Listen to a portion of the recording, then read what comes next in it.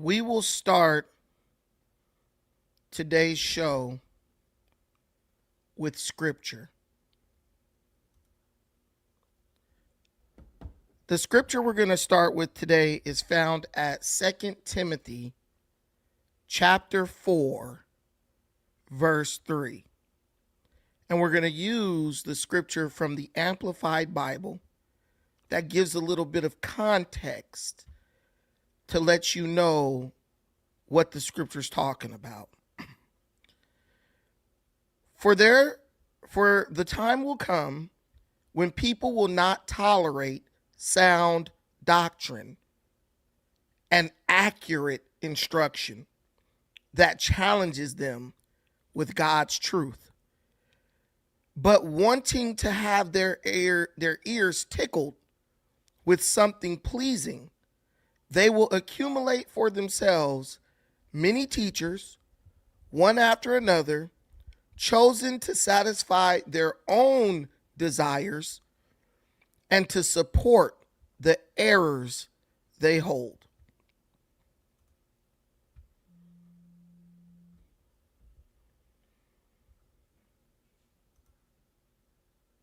Have you noticed how quiet it's become? I'm not talking about the quiet when when everything's all good and ain't nothing wrong going on in the world, and you just got paid and everybody in the house counting up their money. But I'm talking about the quiet of a vacuum. We're told that democracy is the marketplace of ideas. But lately, one side of the market has decided to close up shop. In the Bible, Proverbs chapter 18, verse 2 tells us, "A fool takes no pleasure in understanding, but only in expressing his opinion." We are living in the age of fools. When you try to engage with a person today about the reality of global conflict, about what it actually takes to protect a nation and its people, you don't get an argument.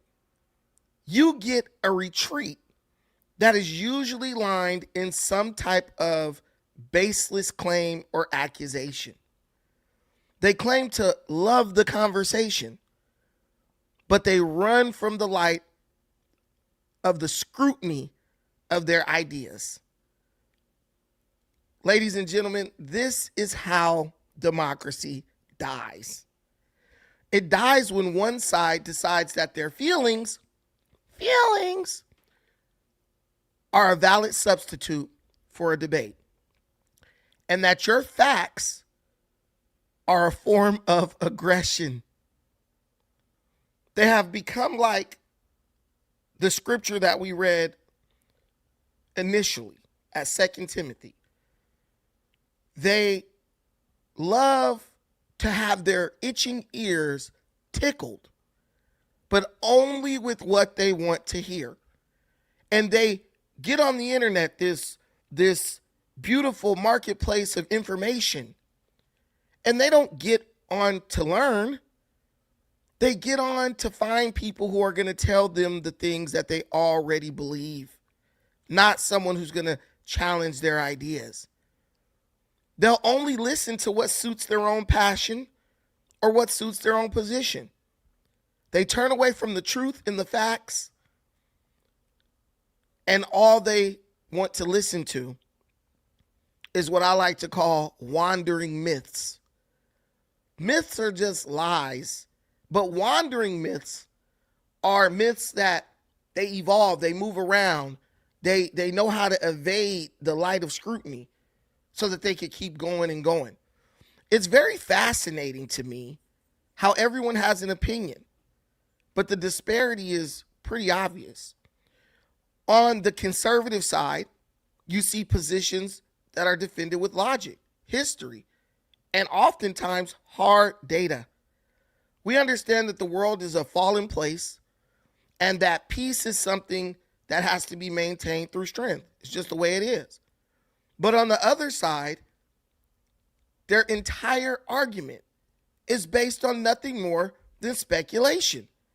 Well, Iran might have built nukes with the 60% enriched uranium, but we don't know if they were really going to shoot them at us. And they might have been screaming death to America since the time they were 1 year old, from the time they could talk. But does that really mean they want to kill Americans? They might have kidnapped hundreds of Americans after killing 46 Americans just 2 years ago, Brandon. But that doesn't mean that they want to hurt black Americans. It's all speculation. And it's speculation that flies in the face of things that have actually occurred. So at its core, it's just faulty reasoning. It's a pathological avoidance of the world as it actually is. They offer only the peace where there's no peace. While people like me, conservatives, we understand that there is, as the book of Ecclesiastes says, a time for war and a time for peace.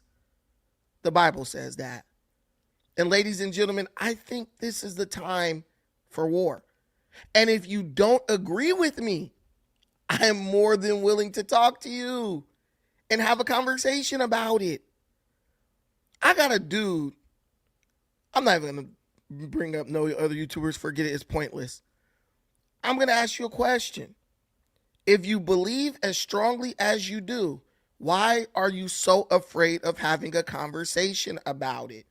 If Iran is the good guy, they're winning the war, Trump's bad, why is it that you're so afraid of a conversation? Because if I know my position is right, I want to talk about it. People love proving other people wrong. They itch and chomp at the bit to do so. But it seems like only in politics do you have one group who just avoids conversation at all costs while burying their reasoning in a grave of speculation, whataboutism, and wishful thinking. You know I'm not wrong. You might not agree with me, but you know that I am not wrong. Now, what are we looking at these days? We got to talk about the top story in the world right now. The Pentagon has confirmed that the U.S. forces have conducted a series of massive precision strikes on Iran's Karg Island. President Trump has said that this is the end of patience regarding the blockade of the Strait of Hormuz. He authorized the destruction of key oil hubs, and within minutes of doing so, the president released a series of posts on Truth Social that many are calling absolutely unhinged. One of the posts reads, "The fire has fallen. Karg Island is gone. A whole civilization will die tonight, never to be brought back again. Maybe something revolutionary or wonderful can happen. Who knows?" The UN is calling for restraint, while the White House suggests this is the beginning of the Great Reckoning. But what do you think? They called the president unhinged, right? As we're talking, I get look, I'm gonna show you guys in real time. Look at this. Someone just told me too strong. You know you're in a death cult. Here's the link, dude. Come up. Tell me how I'm in a death cult. Please tell me. The man defends a death cult by accusing me of being in a death cult. I don't wake up in the morning and teach my kids to scream death to Iran. I don't do that. I don't wake up and teach my kids to hate people from the Middle East because they're from the Middle East and they're the great Satan. I don't do that. 6 months ago, I wasn't even thinking about Iran. So how exactly am I in a death cult? Everything that they accuse you of being in, that's what they defend. That's what they're defending. The same person will go out in the street and say, no kings and no dictators, but then defend a dictator in Ayatollah Khomeini or his son, if bro is still even alive. Guys, listen, I'm not here for big numbers. I'm here for truth. I'm here for the facts and the evidence. And if that's what you want, then you're in the right place. If that's what you get on the internet for every day, you are in the right place. I don't give a damn what Tucker Carlson says. I don't give a damn what Candace Owens says. I need her to show me where the Republican Party and the people who support it have been engaged in genocide or calling for the eradication of an entire country because we feel that we are on the spiritual right, or we're spiritually a spiritual authority over everybody else. Show me. It's a lie and it's not true. It's not true. They'll sit up and try to call, us unhinged. I call it the sound of a debt being paid that's been owed for years. While the people sit up and they massage their conscience with these different theories, and they stand at work in their faculty lounge sipping on coffee and speculate all the nuance and try to figure out ways they can try to cast a murderous terrorist regime as the good guys.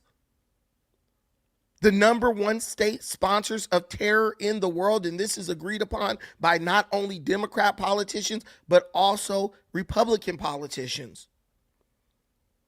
The American military is out there putting boot to ass, and there's really nothing they can do to stop it. Hypocrite. Thy name is Democrat, 100%. If they didn't have double standards, they would have no standards at all. We've watched this movie before. No kings while we're defending dictators. You're in a death cult while defending someone who was actually the leader of a death cult. Well, guys, I'm telling you here today that the time for avoidance is over.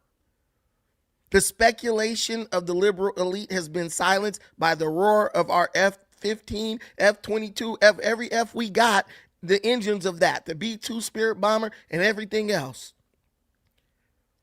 We're reminded in the book of Romans, chapter 13, verse 4.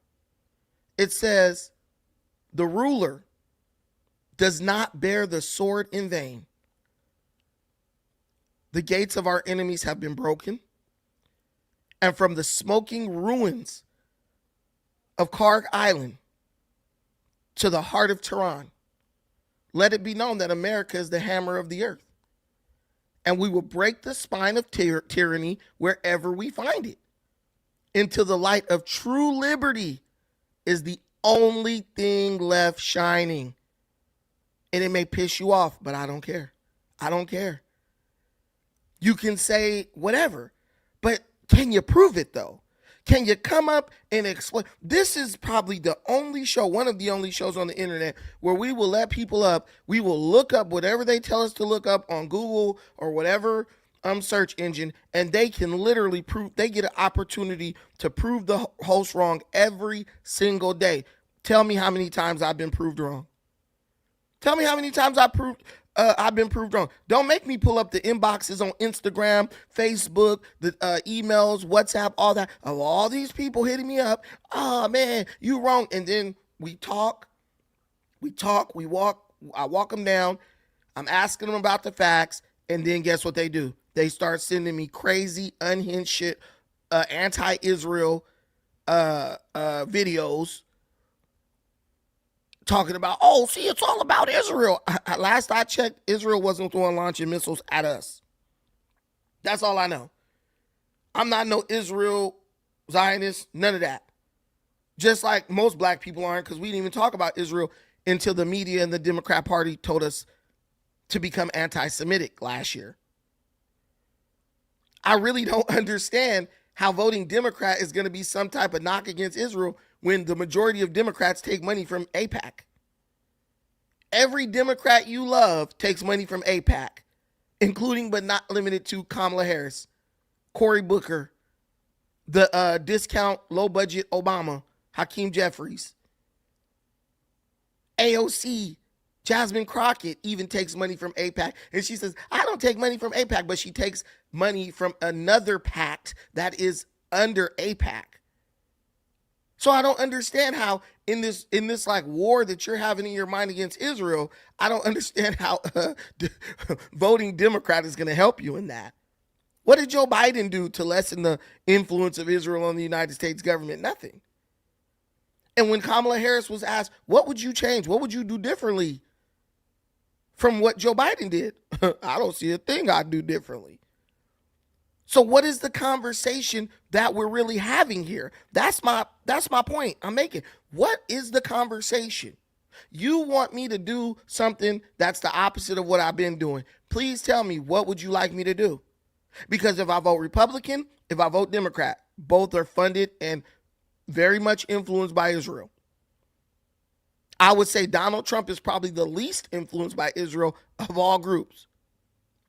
But then I got to deal with the mental gymnastics of, I thought Trump was a Russian asset. So he stopped being a Russian asset to be an Israeli asset?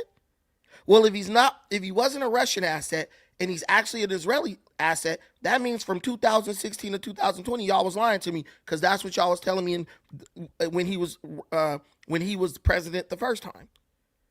But do you notice how it's always this like constantly shifting set of accusations and speculation? Trump's a Russian asset. Now he's an Israeli asset.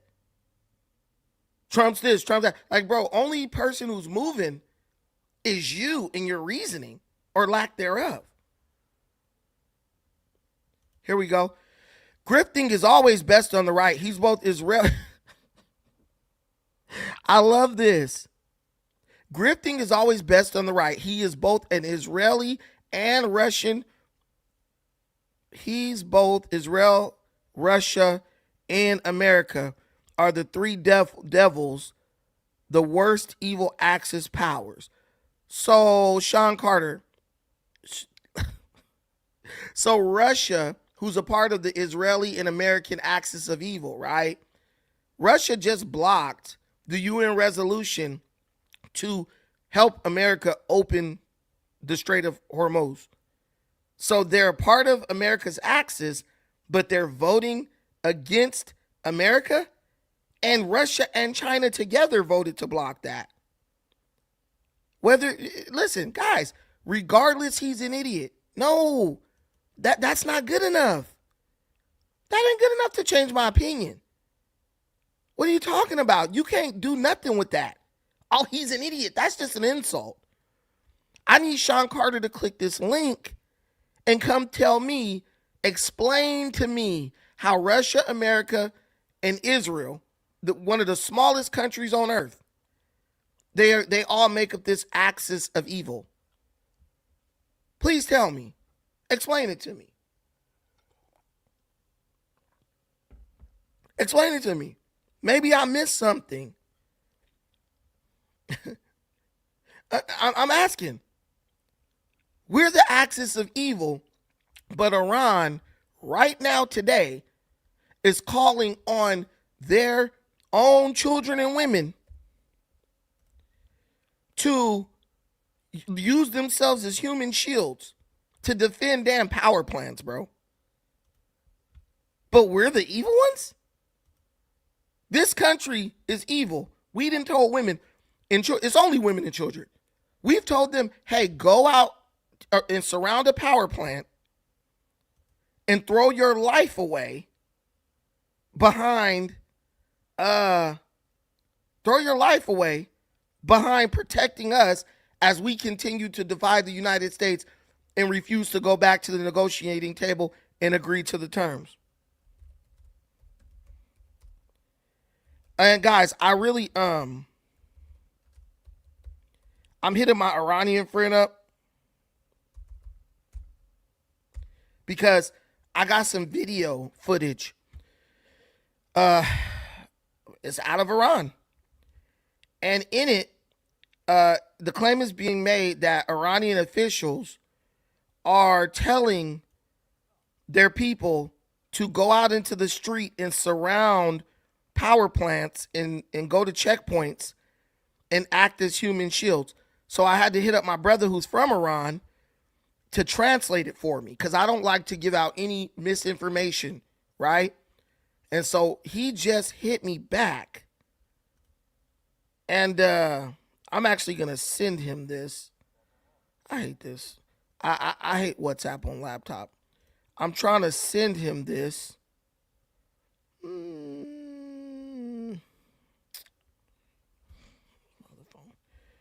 I'm trying to send him this video so he can confirm whether or not that's what's being said here. We do have the translation, but I can't just like many people do. I don't do what many people do. I don't just take something off the internet and say, "Oh, this must be true," because it's on the internet. I don't operate like that as a podcaster. I need to know for a fact before I spread it to y'all. But what I can do is I can share with you this message. And if you want to see stuff like this in real time, every day throughout the day, go follow Defiant Brandon on Instagram. At Defiant Brandon on Instagram. And I'm posting the news of the day every day. But listen to this sicko. نه باباها دست بچه ها رو بگیرید بیاید تو خیابون. میخوای بچت مرد بشه؟ بذار حس کنه یک قهرمانه آمده وسط میدان میونداری داره میکنه میدونداری میکنه. مامانا باباها بچه ها رو بفرستید این شبا ایست و بازرسی. بچه ها مرد میشن. فردا در اطراف نیروگاه‌های برق کشور زنجیره انسانی جوانان تشکیل می شود. علیرضا رحیمی دبیر شورای عالی جوانان و نوجوانان کشور در پی پیشنهاد جوانان خلاق و فعالان گروه‌های مردمی از جوانان و چهره‌های فرهنگی، هنری و ورزشی دعوت کرد برای تشکیل زنجیره انسانی در اطراف نیروگاه‌های برق کشور در ساعت 14 حضور پیدا کنند. من از همه جوانان، ورزشکاران، هنرمندان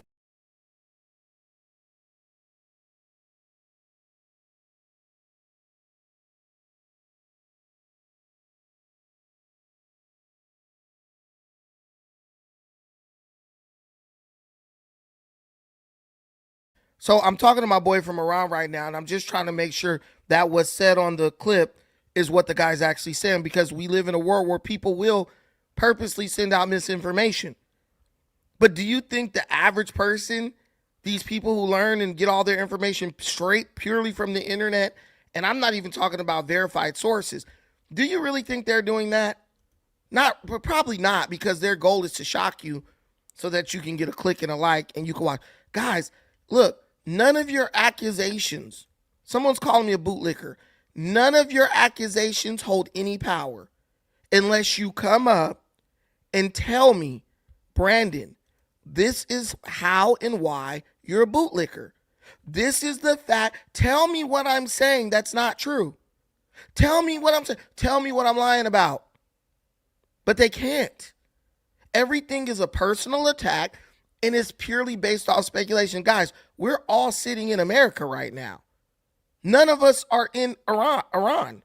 So we're not eyewitnesses to it, but we have to take in information as we receive it, right? So the most we can do is speculate and then go try to confirm what we're hearing. This dude can't show me a single confirmation of anything. My boy, he's always going at me about Iran, this and that. Bro is not doing nothing right now. I tell bro, hey, get up here. Come up. Let's debate it. He wants to debate over Facebook, right? He wants to debate over Facebook. But when I'm like, come up to YouTube where we could pull things up real time, they don't want to do it. They don't. Insults. Here you go. Your orange master just backed down. Tell me. Let's prove it. Here's the link. Right in the comments. Come on up and prove it. Come up and show me. Show me, bro. What do you mean? He destroyed Carg Island and then backed down. No, he destroyed Carg Island and then he didn't have to destroy nothing else. These people they're dishonest. They're dishonest. Go run along to the channel that's going to tell you what you want to hear so you can feel good about lying and believing lies. I see you, Black. I see you, Black Loki. I don't know. Y'all don't see the comments? I'll show them on stage. They're right here. Listen, bro, I'm ready for these people to prove a single damn thing that they're saying. Look, my entire opinion about Iran is based on 2 to 3 facts. Was Iran enriching uranium up to 60%? Yes, they were. That's a fact. They admitted that. Can you make a bomb from 60% enriched uranium? Can you make a nuclear weapon from 60% enriched uranium? Yes, you can. Can you take the nuke and attach it to the front of a ballistic missile and launch it into another country? Yes, you can. Did Iran lie about the range of their ballistic missiles? Yes, they did. I'm literally trying to understand, like, what are you guys talking about? Oh, come on, bro. Come on. Turny type. Please. Hakeem, another black man. You are on the more, you're leaning a little more liberal. Please, bro, do your people a favor and come up here. And can you just explain to me why someone might not be happy with my message? Please. I'm willing to take the hit. I'm already taking the hit. I could be talking about no jumper with last night. I did a stream about Takeoff or whatever that boy name is. I did a stream about Takeoff, right? The one who got Offset. Takeoff dead. I did a stream about Offset, right? Last night, I had damn near 300 people in here watching. So please don't think that I do this for just the views. I don't care about that. That doesn't really matter to me because it's like whatever. If the views gonna come, if you're trying to get rich off social media and you want to chase the algorithm, that's fine. I'm not knocking nobody for doing that. But that's just not what I'm doing. So I come up here so I can have real conversations with people about real shit. But y'all want to throw out accusations, speculations, and insults. Where the real ones at on the left side? Where the real ones at who's like, yo, I can like defend what I'm saying? Why can't I find them? Where are they? We're looking for them. We've been looking for them. Where are the real ones at on that side? You can't find them. I'm honestly starting to think that they don't even exist. North Korea, Russia have nukes, and guess what's happening? I don't know what's happening. Russia has been your enemy for the longest. They're not using you. I don't even understand how Russia is an enemy of the United States. Really? But they're fighting Ukraine right now, losing 1,000 or more soldiers a day. Yo, my brother, man. I've been inviting my people up here who I know are down to have a real conversation and honesty. Like, give me your take on this, bro. Like, point to me where the holes in my reasoning are, if you can. And you have the floor. It's not, what up, man? It's not really your reasoning. It's just that the way Trump's been moving, there's just plenty of room for criticism, and like you're just unwilling to even criticize the low-hanging fruit unless you don't see him doing anything that's what do you think I should be criticizing? That I think they should have been able to have enough evidence to convince Congress, who doesn't need much evidence at all, to approve a formal war, and we can really do this the right way. There's like the way he's doing it, it's not making it clear who's in charge. Okay. Whether it's Israel or the United States. It does seem like Israel drew up the battle plans and they just needed the equipment that we had. Okay. Because because for instance, I look at the like the OSINT, like I'll look at like, the planes flying around and stuff like that. Like I'll spend my weekends doing that, geolocating, videos of, airstrikes and stuff like that and stuff. And they're using our planes, our pilots, and our giant fuel tankers are just flying in the air in the Middle East like sitting ducks 24/7 reloading fighter planes. And after all that for a month, which shock and awe took a few days or a couple of weeks, and we were in there in no time, and their air defenses and stuff were actually done. The Iraqi military fell very quick. This is not the same case for Iran. Iran, okay, yeah. I think the Iraqi military lasted longer than Iran, because the first day of the conflict, we didn't kill 49 of the top officials in Iran, bro. Like, that didn't happen. But let me ask you, Iraqi military, they put their guns down for the most part. Like, that was they knew they were gonna get cooked. They were smarter. The people we fought were just insurgents. We didn't fight the Iraqi army. So what I'm saying is they were smarter than this idiotic terrorist regime. Okay, let me just throw something at you. So, do you agree that Iran admitted that they had uranium enriched to 60%? Is that a fact or is that a myth? I think, as far as the percentage, I didn't hear them say that. That's what the negotiators said they were told. And the negotiators are fucking dual citizens of Israel. So that's where that mix comes in. Now, here's the thing. No one doubts for a second that they were enriching uranium. They're a sovereign nation, you know. They should be able to do whatever they want. And at this point, they actually should get a nuke. And I'm Team America, but at this point, everyone should have a nuke. In 2021, no one can. Since 2021, no one can have a nuke. What media source? They should. What media source? Well, you can't let radicalized terrorist regimes have that, because they think that if they kill everybody, that's going to bring back the return of their Messiah. So when you say that, understand that you have crazy people running countries in the world. We're doing the same thing from the Christian side with this administration. No, you're not. There is no. It's both radicals going at each other. Bro, this is a lie. There is it's not a lie. Do you listen to Pete Hegseth on camera? Listen. Can you please tell me what Christian faith preaches that when we bring upon the end of the world, the Messiah is going to come back, but it's a human imposed into the world? Please tell me. I think they're testing the theory of revelations. The Christians that are all pro-Zionist, they think that they believe in that, bro. Like, even my dad believes in that shit, bro. He thinks it's coming. Your dad thinks that human beings have to kill to bring back the Messiah. Well, what is the armies coming from the west and the north and stuff, like they say in Revelations? I mean, so people are dying. Yeah, I'll explain it to you because you don't know.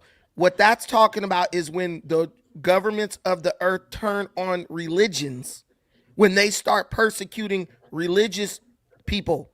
That has nothing to do with military conquest.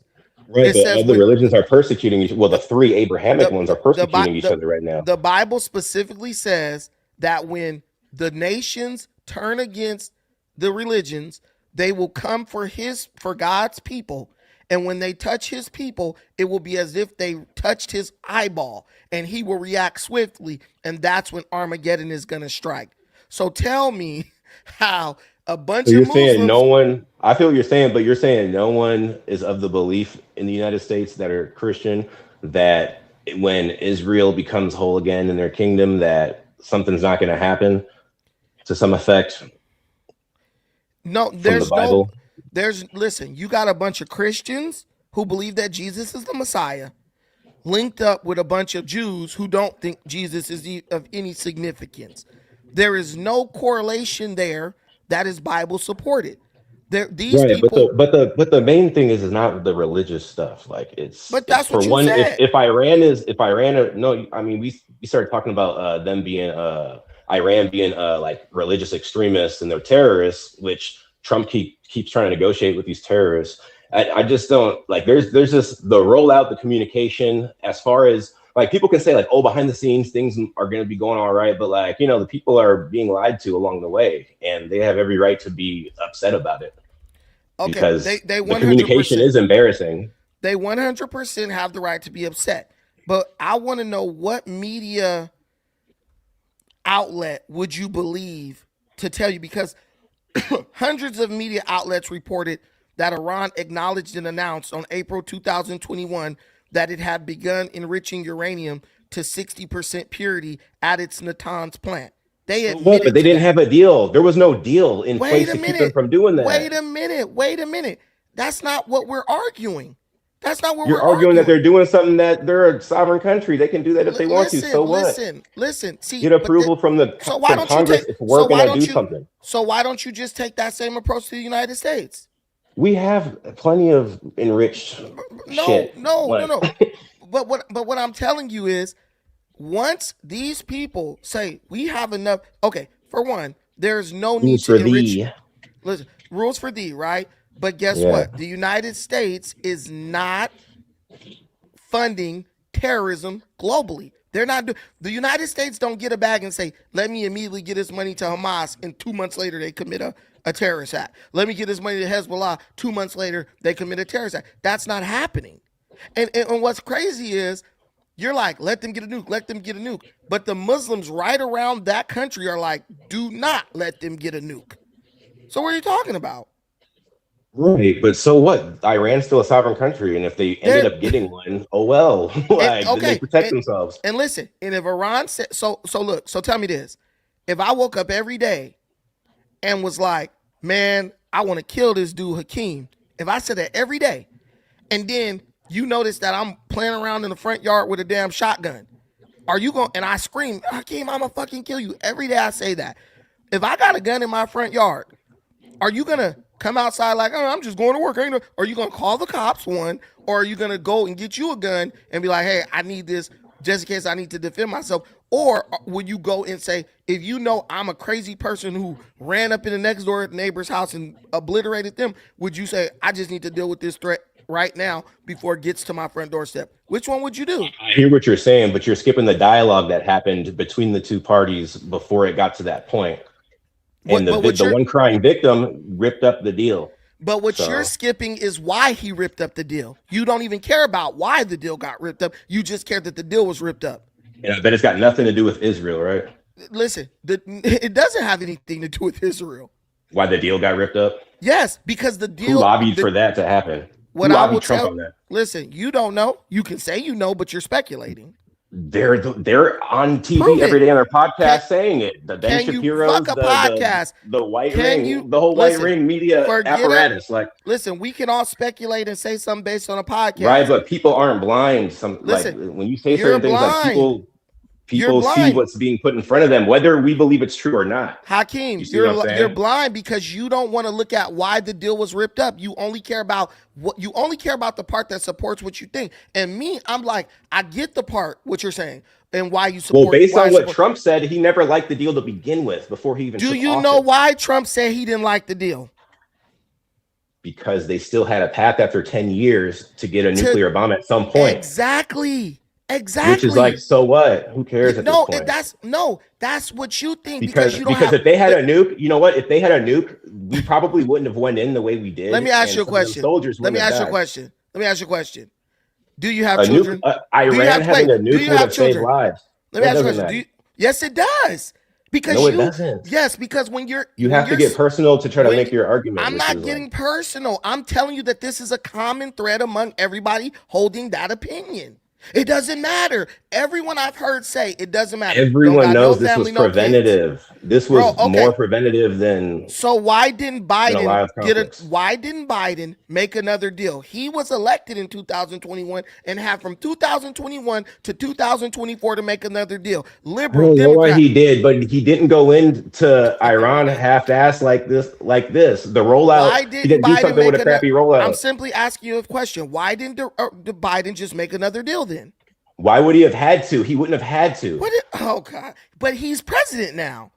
He could have got. Hey, how about this? Okay, I see your point. But he could have gotten reelected. He could have been in office right now and made a deal before the expiration.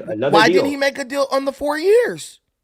He had 4 years, bro, to sit up and eat ice cream and make another deal with Iran. Why didn't he do it?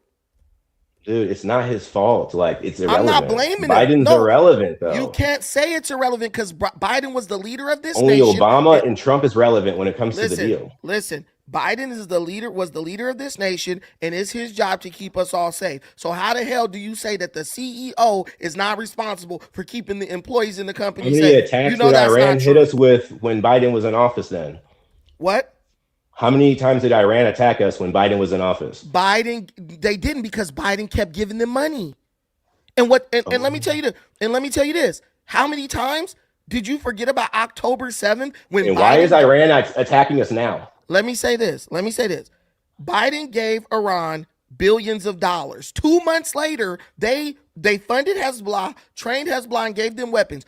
2 months after Biden gave Iran billions of dollars, Iran funded Hamas to do the October 7th attack, where 46 Americans were killed and dozens more Americans were taken captive. So what do you mean? America has no business messing around with the colonialist project in the Middle East. That's on Israel and whoever else in the Middle East, like Saudi Arabia. What is the colonialist project? Israel. So if that Iran and everybody in the Middle East knows that Israel is a European colonial project. So, listen, bro. So look. So here's where your argument is flawed, because Iran could do whatever the fuck they want to. They're a sovereign country, but then Iran attacks countries that do what they want to do if they don't agree with what those countries are doing. That's hypocrisy. They support people in ways just like we support people in ways. All these countries with the means to do something on an international level, they do it. Right. All right. Okay. The financing and stuff a lot of countries that can do that. So you're totally fine with Iran, and we supported Israel. Listen, I don't even care about Israel. We supported Israel, which is fine. We gave them what they needed to try to take what they want to take, because Israel is on a conquest, and we supported them. And Israel's going to do what they do, regardless if we're allies with them or not. But what we do is what matters. That's why people are looking at Trump like, you're a fucking idiot, bro. No, people are looking at you guys like, dude, I feel fear for the safety of me, my children, Americans abroad, soldiers. You guys are like, it don't fucking matter. They could kill 100 American soldiers. It don't matter. But stopping Iran only helps Israel against the proxies. Iran is going into, like you said, Iran is helping people against Israel. You're absolutely right. No, listen, who are they helping? Who is Israel? They're helping attacking? Hamas. Hamas is within. What are you talking about? Dude, what I said is I agree with you that Iran is helping proxies against Israel. Listen. You don't know the history of Palestinian and Israeli conflict. You don't know that Israel literally gave Hamas, gave Palestinians total control of Gaza. What did Palestinians do? They elected Hamas to be their leadership over alternatives who were more peaceful, and Hamas immediately started throwing bombs into Israel, bro. Right, but Israel wiping out the Palestinians over there is not our problem. I get that, but okay, that's what I'm trying to tell you. If it's not our problem, why is Iran kidnapping and killing Americans at a concert? Americans at a concert are not soldiers. If they went and killed a bunch of American soldiers, like, you guys are fucking up Gaza and Americans are in there helping do it, so we're gonna go kill some American soldiers. But that's already at such a so far gone point. You're not feeling me. No, I'm feeling you, but like you're saying something that's correct, but it serves what? You didn't let me finish my point. If American soldiers were in Gaza, or if Iran was killing Israeli soldiers, I wouldn't have a problem with that. They got beef. They beefing. Why are you going into concerts? This is literally targeting a civilian event, and you're kidnapping and killing. You're a coward. Persia doesn't want another kingdom of Judah, bro. Like, this is so many years. Like, who cares? You can stay out of it, bro. Like, there's 57 the Jews Israeli ran that countries place before, and they want it back. Like, listen, that's man, fine. The Jews we never don't ran. Care as Americans. The Jews never ran Persia. Support it. There's nothing in history that confirms that the Jews ran Persia. You said they ran that area before. This is what I'm saying is, like, between religions. This is like in the ethnicities and stuff. Like, Persia had their empire. Like, the Jews had their little thing going on a while ago. They came back. They are back, and they're taking what they had, and that's fine. But if Iran wants to do something in their backyard, and we help out as an ally to Israel, that's fine to a point, but we can't force it down the Americans' throats, no matter how much they don't want it, bro.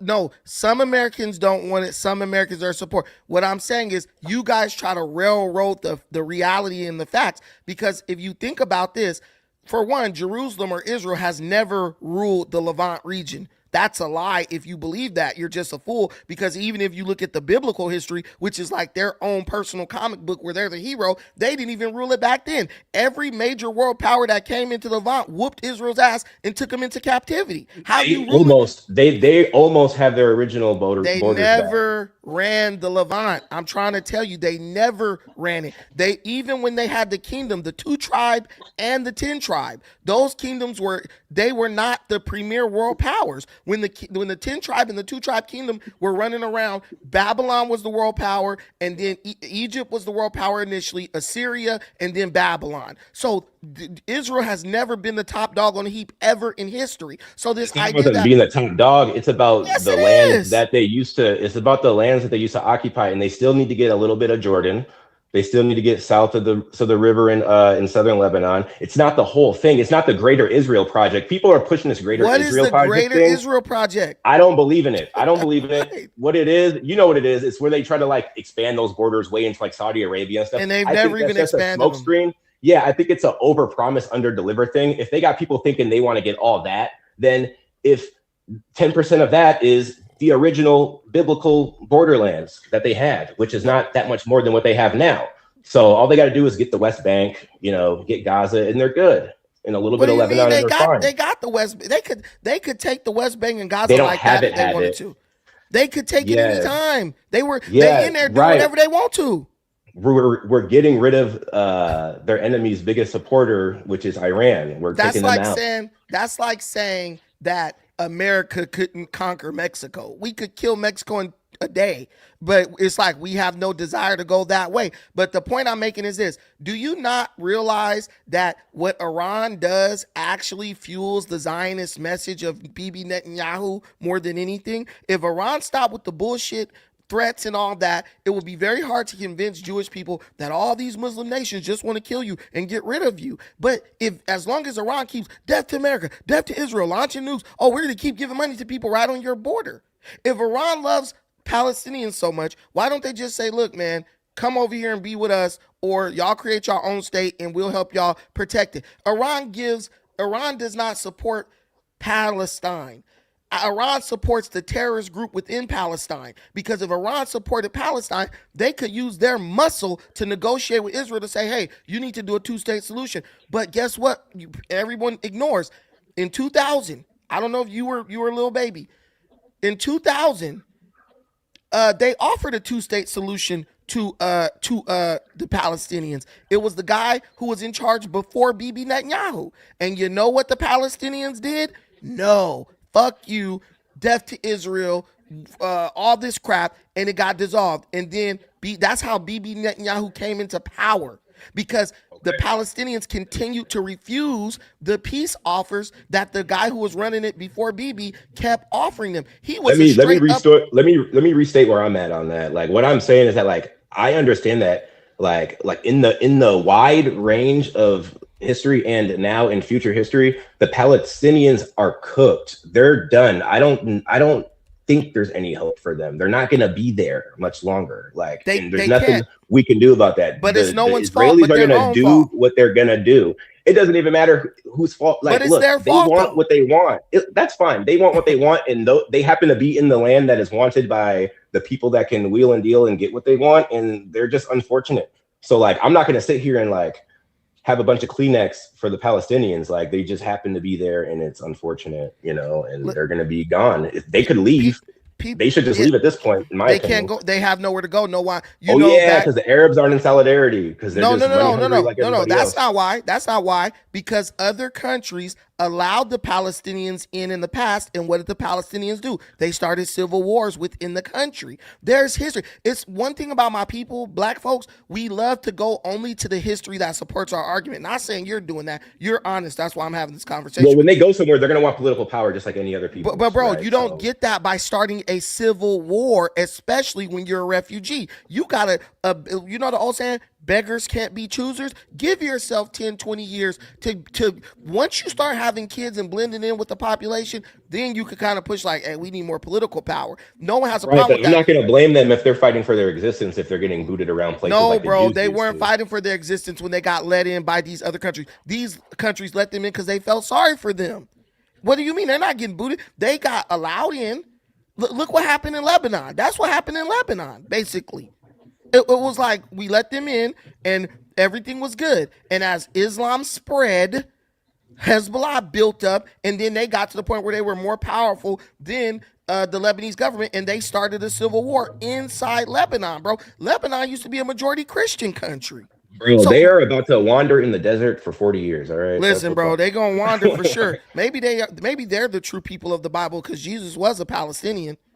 Well, their DNA suggests it too, so I mean. So there you go. But this is the thing. Look at this right here. I typed in the AI. Has Israel ever offered a two-state solution? Because I did this. It doesn't matter though. Like, who cares? They're gonna get it. They're gonna get the one state. That's just a placeholder. Oh, for the audience. I'm telling you, for this audience who doesn't know anything about the history, but they calling somebody a bootlicker. I know that none of these people want peace.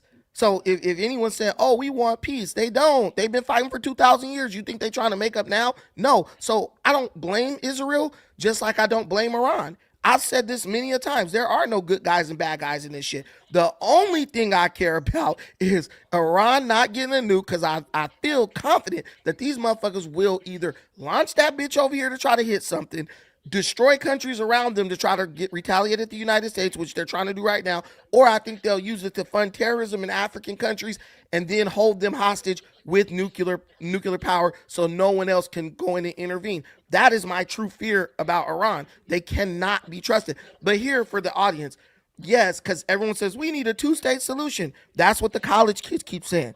And black people, we're led like dogs by liberal college students. Yes, Israeli leaders, these are the leaders before Netanyahu came into power, because he's a hardline warmonger. We know that. Yes, Israeli leaders have offered two-state solutions during negotiations in 2000, 2001, and 2008, proposing a Palestinian state in the West Bank and Gaza with land swaps, though none were accepted. Recent Israeli governments have rejected this now, prioritizing security control. So Palestine had all these years, and this is when this is right around the time Yasser Arafat started getting sick, and then he ended up dying. And around that time, the radicals started taking over the Gaza Strip. And so when they offered in 2000, they said no. 2001, they said no. 2008, they said no, right? Now this new government led by Bibi is like, fuck that. We want security control. We're going to make sure you guys can't do shit, and we're not giving you a two-state solution, right? They're like, we're not going to give you sovereignty so that you can, quote unquote, do whatever you want to do right next to us. And next thing you know, we're in a full-scale war as you guys are trying to like take Israeli land or whatever. But if you don't believe me, this is where the offers took place. 2000 at Camp David, 2001 at Taba, and 2008 at Ehud Olmert. Israeli leaders proposed creating a Palestinian state, often including over 90% of the West Bank, and creating a capital in East Jerusalem. Because you remember, Jerusalem was like split in half. The Palestinians were going to control one side, and the Israelis were going to control one side. They rejected that. So all this like Iran is defending Palestine. Palestine is, when you really look at the history, they're not trying to work it out. They want Israel gone. And so I understand when Israel's like, yo, we got to kind of keep the pressure on these dudes, because their goal is to eradicate Israel. Israel's goal is like, bro, you guys can have your own state, but just not in the name of eradicating us. So I don't want to hear anybody talk. That's the thing, though. The Jews aren't monolithic. So like, you got right now who's in power is like the extreme, religious ones, and then the more moderate. Well, Netanyahu is a warmonger. We know that. Well, right. But here's the thing with like the black, like with us as black people here in America, like when it comes to, being careful with kind of falling into the trend of quote unquote anti-Semitism, a lot of those white lawyers that was fighting for civil rights on the legal side, where it mattered along with black people, were Jewish white people. So like, just be careful with, getting caught up in that, because they've made a lot of contributions to our struggle as well. Who did? Jewish people. Oh well, yeah, they made contributions. I don't think the Muslims contributed a damn thing to our struggle. You know They what I'm saying? kind It's of like if just the extreme right gets their way and, Jews go bye-bye or something, like, then they're going to turn their attention what do you to mean? us. Somebody's saying I can't imagine Brandon said anything kind about blacks in USA. Don't bring us up. Man, shut the fuck up, Loki. You can't tell me what to bring up. But on top of that, there's many a great black people who have done many great things. The problem is the niggas among our group are the most loud and vocal, saying pure ignorance. That's the problem. I don't got a damn problem at all with black folks, but niggas, they chat my ass. And you guys get mad. Half niggas are like chronically online and half of us aren't. So like, bro, we got shit to do, like work. Like, bro, I'm telling you, if you want to know somebody who appeals to niggas very well, is O'Shea Duke Jackson. He will insult niggas all day on WhatsApp in the status and then get on YouTube and be like, I'm down for my niggas. I be laughing at O'Shea like, bro, you love these niggas, bro. O'Shea be going harder than anybody. Shut the hell up, you broke ass niggas. But, we just want people to like make us feel good. And this is not a feel good channel. I want you to feel good, but I want you to feel good based on facts and truth. I don't want to feel. We gotta get back to Trump though, man, because that was the main thing. Like he's doing this without a house in order, man. Like that's well, he has the main majority problem with him. I think Trump is like a leader. So Trump's like, even if you don't agree, I'm doing what's best for you. And a lot of people don't like, if you talk to Trump supporters, they're like, I trust the president's decisions. If you talk to people who don't support Trump, they're like, oh, he's a dictator, he's raping kids. They're just stupid shit. The people's number one claim against the Iran war situation is Trump did this to hide the Epstein files, which in my mind got to be the most stupidest line of reasoning ever. But that's why I think he did it because he promised he would. He got the money to do it. That's what I'm saying. He did it because he promised he would. This had nothing to do with Epstein files. But here's my thing, bro. How can you, people are like, niggas, this, and how can you not criticize black folks when we just adopt the dumbest positions on things and then get mad at you if you're like, hey, that doesn't even make sense. I was watching this thing. I wanted to showcase this because this is real ignorant. So I was watching my girl Jaleese. She was on a platform the other day, and let me see if I can make these damn comments pop up because they're acting stupid. Okay, so I got the comments. Let me put us down lower. Where's the button? Where's the damn button? Okay, here we go. Boom. Okay, so I don't know if y'all can see these comments, bro, but I'm trying to make them to where y'all can see just the comments mostly. But it's hard to do that for some reason right now. I don't know. But anyway, just ignore the Jaleese talking, right? But these comments, right? Listen to, I'm going to read it to you because you can't see it. Yes, an American killed Nipsey Hussle. It's true. Listen, look. Right. This is what they said. They said America killed, Iran says America killed Nipsey Hussle, right? The dumbest shit ever. A gangbanger named Lil Shitty from 6-0 Crip, who's the little homie of Brick Baby, who was a host on No Jumper, killed Nipsey Hussle. Nipsey Hussle called him out on snitching allegations. Bro got mad as hell, walked away, got a car from the car with his girlfriend, came back and killed Nipsey Hussle. That is what happened. Shit like this happens every day in LA. I'm from Long Beach, right next to LA. This stuff happens every day. Did black people push back and say, this is fucking retarded? Why would the U.S. government try to kill a rapper? There's rappers way worse than Nipsey Hussle. There's rappers who are doing just as much as Nipsey Hussle, or and people who are not rapping doing more than Nipsey Hussle was doing. Why isn't Magic Johnson dead or any of these guys? So look, this is what black people respond with. The cold part is, it's the truth. And y'all believing the snitch took him out because he got called a snitch. Nip had started uniting the gang culture and was bringing light back to Dr. Sebi, who was supposed to have a sit down with the LAPD. Nipsey Hussle did all that already. Spoke before LA's Congress, all that. So what is this guy talking about? Nipsey Hussle did all these things already. So saying that they killed him because he was gonna do it, that makes no sense. Look at this. Wake up. Nobody wants to wake up, and everything is an inside job. Nick is a direct descendant of Haile Selassie. The government kills a lot of people. Why are you guys just now knowing this and still don't believe it? Guys, this is where our people are. This is called psychosis. I feel like it's Africans in the comments, bro. Man, they made no damn African niggas. Egging that shit on. Bro, ain't no African called paper route clothing, bro. Stop it. With a big ass beard, light skinned as hell. If you follow his music and movement, it ain't far fetched. He was touching on Dr. Sebi in his work. The guy on the right side is probably just programmed to fear and probably dislike Iranians. Iranians, the people of Iran, I don't know about the government, but we're talking about the people of Iran. They figured out a way to connect Iran to Nipsey Hussle. There's no correlation there at all. But this is why when you look at my thumbnail, it shows the Ayatollah pulling the strings of niggas from beyond the grave. The reason why the Ayatollah uplifting niggas would actually be something Iran would support, because if America, the government's their enemy, and the American government sees us as the enemy, why would they kill Nipsey Hussle? That makes no sense. That would be 100% stupid. 100%. Exactly. This is my thing.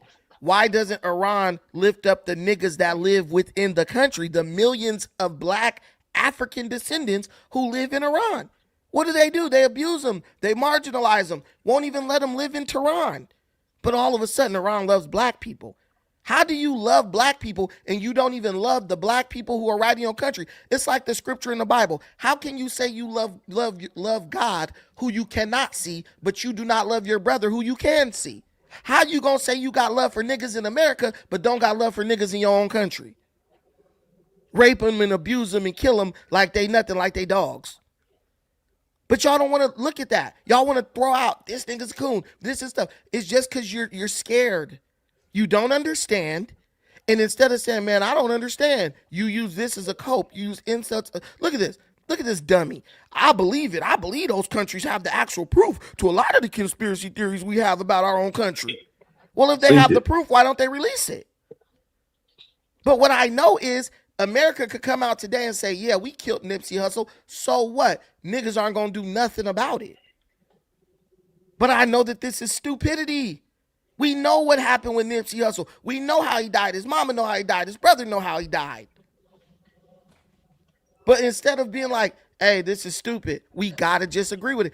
You know why Ayatollah Khomeini said the things he said about black people? Because they had a lot of African slaves in that country. And he knows how the slave mind works. So they know how to perfectly manipulate the mind of slaves. And if you bite on stuff like this, that simply just means you have a slave mind. That's it. You're going to believe anything that's said that you think goes against America. And you're not just going to believe it. You're going to get on the internet and make yourself look like an absolute idiot spreading it. Now tell me, Attorney Tyke, do you believe that America killed Nipsey Hussle? Do you think the government was like, we got to take this nigga out? No. Do you realize how stupid you sound? Why don't they kill Brother Randall X? Bro's doing, in my opinion, more greater work than Nipsey Hussle was doing. Nipsey Hussle was opening businesses that ultimately would make the U.S. government richer because he's going to pay taxes. The United States government doesn't kill high-earning taxpayers. Believe me on that one. Bro, the American government would love for us to find something to do, and people like Randall provide that. So Exactly. The American government is just sick of you niggas taking up all the welfare, even though white folks are mostly the ones on welfare, but really just complaining. Bro, you know white people put their debit card in front of their EBT cards at the grocery store when they swipe? You notice that? Yeah, I noticed that. I used to work at a grocery store. It's hilarious. They hide it. And yeah, look, man, we know what's up with that. But what I'm saying is King Randall X, these are the black men I support. You black Loki, oh, he don't say nothing about black people, bro, because I know black people who doing shit who ain't on here complaining and belly aching. The guy who Roland Martin called a coon for wanting to help young black boys and getting them out of the system and teaching them how to get jobs and how to interact with the police. Roland Martin was shaming bro. because Roland Martin benefits and profits off of niggas with a victim mindset. And y'all, and the funny thing is, a lot of us already know that this is true. And black people here talk about Iran is always on the right side of history. Are you crazy? And this is funny thing too, bro. Do you know I confirmed with a couple of my Iranian friends that Iran really did kill 35,000 of their own people? I didn't think that was true. I thought that was just made up. Yeah, because some people, I guess, the other claim is that some people, well, Iran is also claiming that a couple thousand of their security forces were killed by protesters or whatever. So they figured they were under attack and, you know, intelligence forces and stuff. And they didn't feel like it was a completely organic protest. They said it was Israel. Israel was, I got a Muslim too. Because people were storming government buildings in eastern or in western Iran. Okay, so let's look at the immigration protests where these Mexicans were trying to break into the federal building downtown LA. Did the United States slaughter them like dogs in the street? No. And we know they didn't do that. So that's what I'm saying. You know, suspect what? Yeah, like the protesters didn't kill any police either. Yeah, but even if they had killed a couple of cops, they were not going to just start unloading into crowds of people. They tell the cops when the protest gets too crazy, America tells the cops to back down. That's what happened. Right, that's the thing. We're different. We're different. Yeah. No, we're better. We're not different. We're better. This is a better country. Right, but that's under threat right now based on, you know. That's not if people are feeling like that could disintegrate rather quickly. That shit ain't gonna disintegrate because where are the protests against it? There was a no kings protest, but there ain't no anti-Iran war protest, bro. That's how I know that the majority of people support Trump. Because look at the Vietnam War. When the Vietnam War was going on, people was in the street about that. But then when the Iran war, most people understand Iran is a significant threat against America. They have a history of doing things to Americans. And but at the same time, gas is going up, so I don't think they can afford to get to the protests. Man, I'm telling you right now, gas is not $8 a gallon. Listen, gas is not going up because of Iran, bro.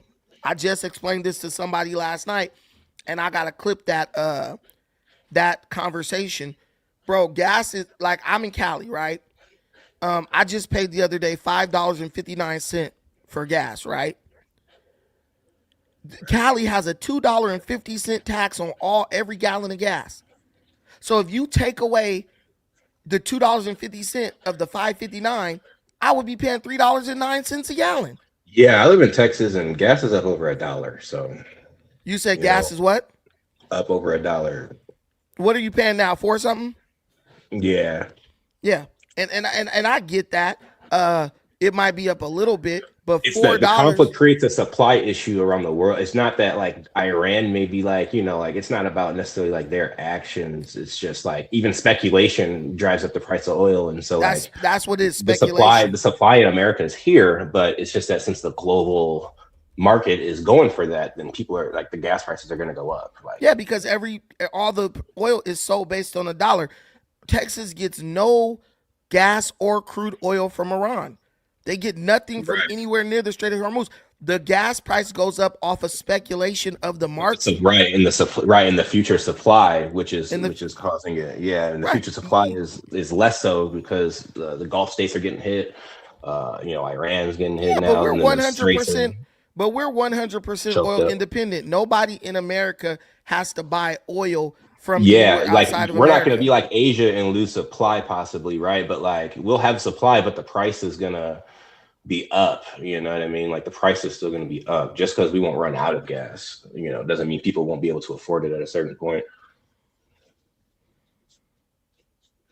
Somebody said, "Too strong." What? What's advertising? Too strong. Why don't you come up here? Too strong. You want free advertisement? You could come up here, prove me wrong, and that would be all the advertisement you need. Everybody would stop listening to me and go follow somewhere else. I follow people. I go look at what people, YouTube shows you what people who watch your channel or used to watch your channel are watching. And I promise you, everybody who left this channel, they did not go to a channel giving them better information.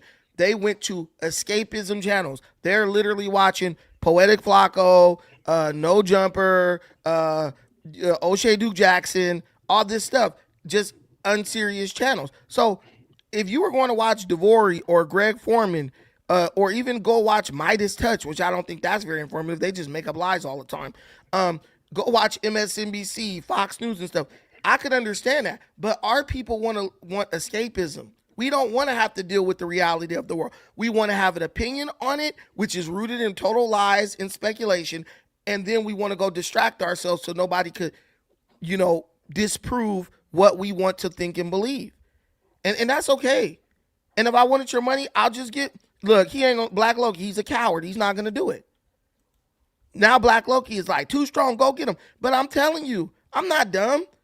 Was Iran enriching uranium past 60%? Yes, they were. Is Iran screaming death to America? Yes, they are. Are they funding terrorist groups to kidnap and kill Americans? Yes, they are. For me, that is enough to go in and bomb them. That is enough to go in to make sure that they can't get to 90% where they could make the type of nuke that could take out a whole damn city. What they got now, 60%, that could take out maybe a couple city blocks, a block or two of your city. But you get that bitch up to 90%, now we talking about Hiroshima and Nagasaki. You cannot let them get to that point. I don't hate you, Black Loki. I just think you got a lot of shit to say, but you don't come up to defend it. Yeah, my hot take is we shouldn't let any countries in the Middle East have a nuke because Israel is just as fucking insane as the rest of them. Well, here's my thing. If you got Israel with a nuke, if there's a Middle Eastern country that has a nuke as well, then I'm okay because I'm like, okay, there is a balance, right? Israel, remember, is just the only Jewish state, period. There are 57 Muslim states, and there are several Muslim states who have nukes. So I keep telling everybody, what in the fuck reason do Muslim states have to be scared of Israel? It's one Israeli state or Jewish state with a nuke versus probably a dozen Muslim states that have nukes. Because I know Turkey has nukes. I know Pakistan has nukes. There's rumors that even some of the smaller countries like Jordan has nukes. And Saudi Arabia, Jordan ain't got no nukes. Saudi Arabia is so damn rich, I wouldn't doubt if they had a nuke. I would Israel not doubt wouldn't let Jordan have a nuke at all. Well, Palestine, Turkey, who else got nukes? Egypt, I believe, has nukes. Let me see. Middle Eastern countries with nukes. So this whole thing, from the river to the sea, the greater Israel, that's bullshit. You got all these Muslim countries with nuclear weapons. How's Israel going to overtake them? Middle Eastern. Okay.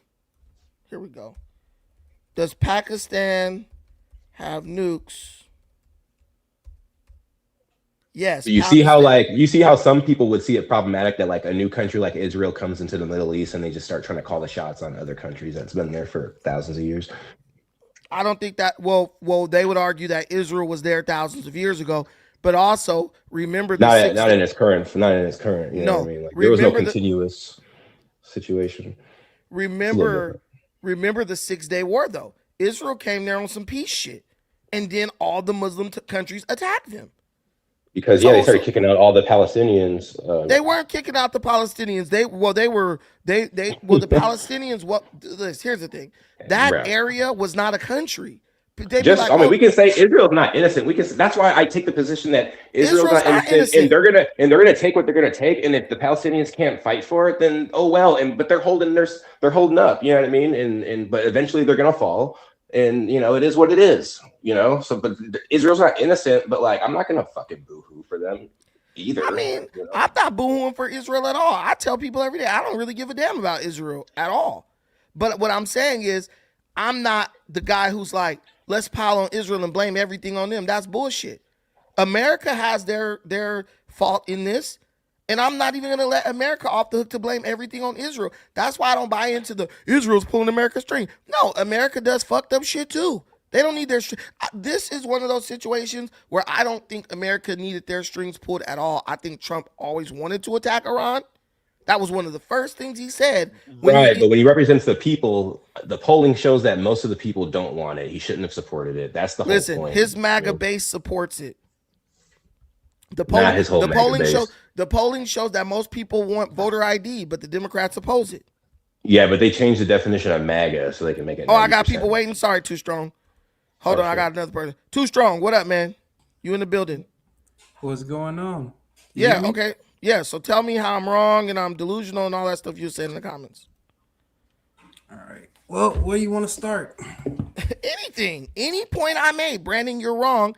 And here's why. And tell me where we could look up the actual facts about it. We know you ain't got none, but I mean, every fact that you bring up is about Israel, so I don't know what you're talking about. I don't talk about Israel. I don't give a damn about Israel. Weren't you just talking about the 2 states? I was saying Israel offered the Palestinians a 2-state solution like 5 times. And they didn't take it. What does that have to do with America? That was in response to what Hakeem was talking about as far as Israel trying to take over Gaza and West Bank.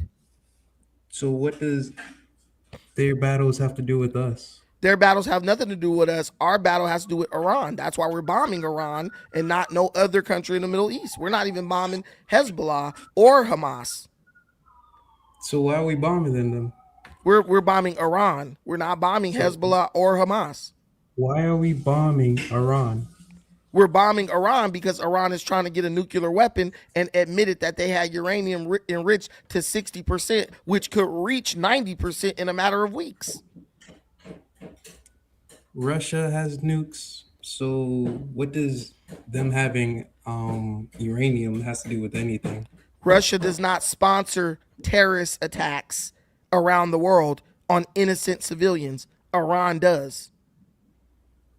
Are you serious? I'm dead serious. About that? Please tell me what terrorist attack has been sponsored by Russia around the world that killed hundreds, if not thousands, of innocent civilians. In the last what? In the last 100 years. In the last 100 years. In the last 2 years? Yes, sir. Guess where Russia's been? Everywhere where the war has been. They've literally set it all up. Tell me where. Pay attention, my boy. Tell me where terrorists did an attack on civilians and Russia funded them. Please tell me. Give me 2 seconds. Okay, yeah, look it up. But I could tell you where Iran has done that. It's well documented. Iran even admits to sponsoring Hamas and sponsoring Hezbollah. And Hamas Iran had something to do with the terrorist attacks in Kenya back in the day with those Somalis. Iran sponsors terrorism. And you know what's funny? Both the Democrats and the Republicans agreed on March 5th, 2026. The U.S. House passed H.R. 1099, reaffirming that Iran remains the largest state sponsor of terrorism in the world, with a 372 to 53 vote. While overwhelmingly bipartisan, the vote was not unanimous, with 53 Democrats voting against it, primarily citing concerns over the resolution serving as a pretext for war, right?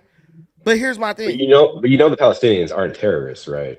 No, I'm not saying Hamas is a terrorist group that actually rules over the Palestinians. The Palestinians voted for Hamas to be their leadership. I mean, they're not terrorists either, though. No, Hamas is a terrorist group for sure. They're the inhabitants of there, and they're at odds with occupiers. Like it is what it is. Hakeem, would you kidnap hundreds of civilians if you were at war with America or Israel? If you felt like it was a leverage that you needed, like people get kidnapped, like there's reasons why. Yeah. Well, that would be considered. If I needed to, then yeah. That would be considered a war crime. So then you'd be a war criminal. But that's the thing. That's where they're not war criminals, because they're war criminals. They're essentially being invaded according to international.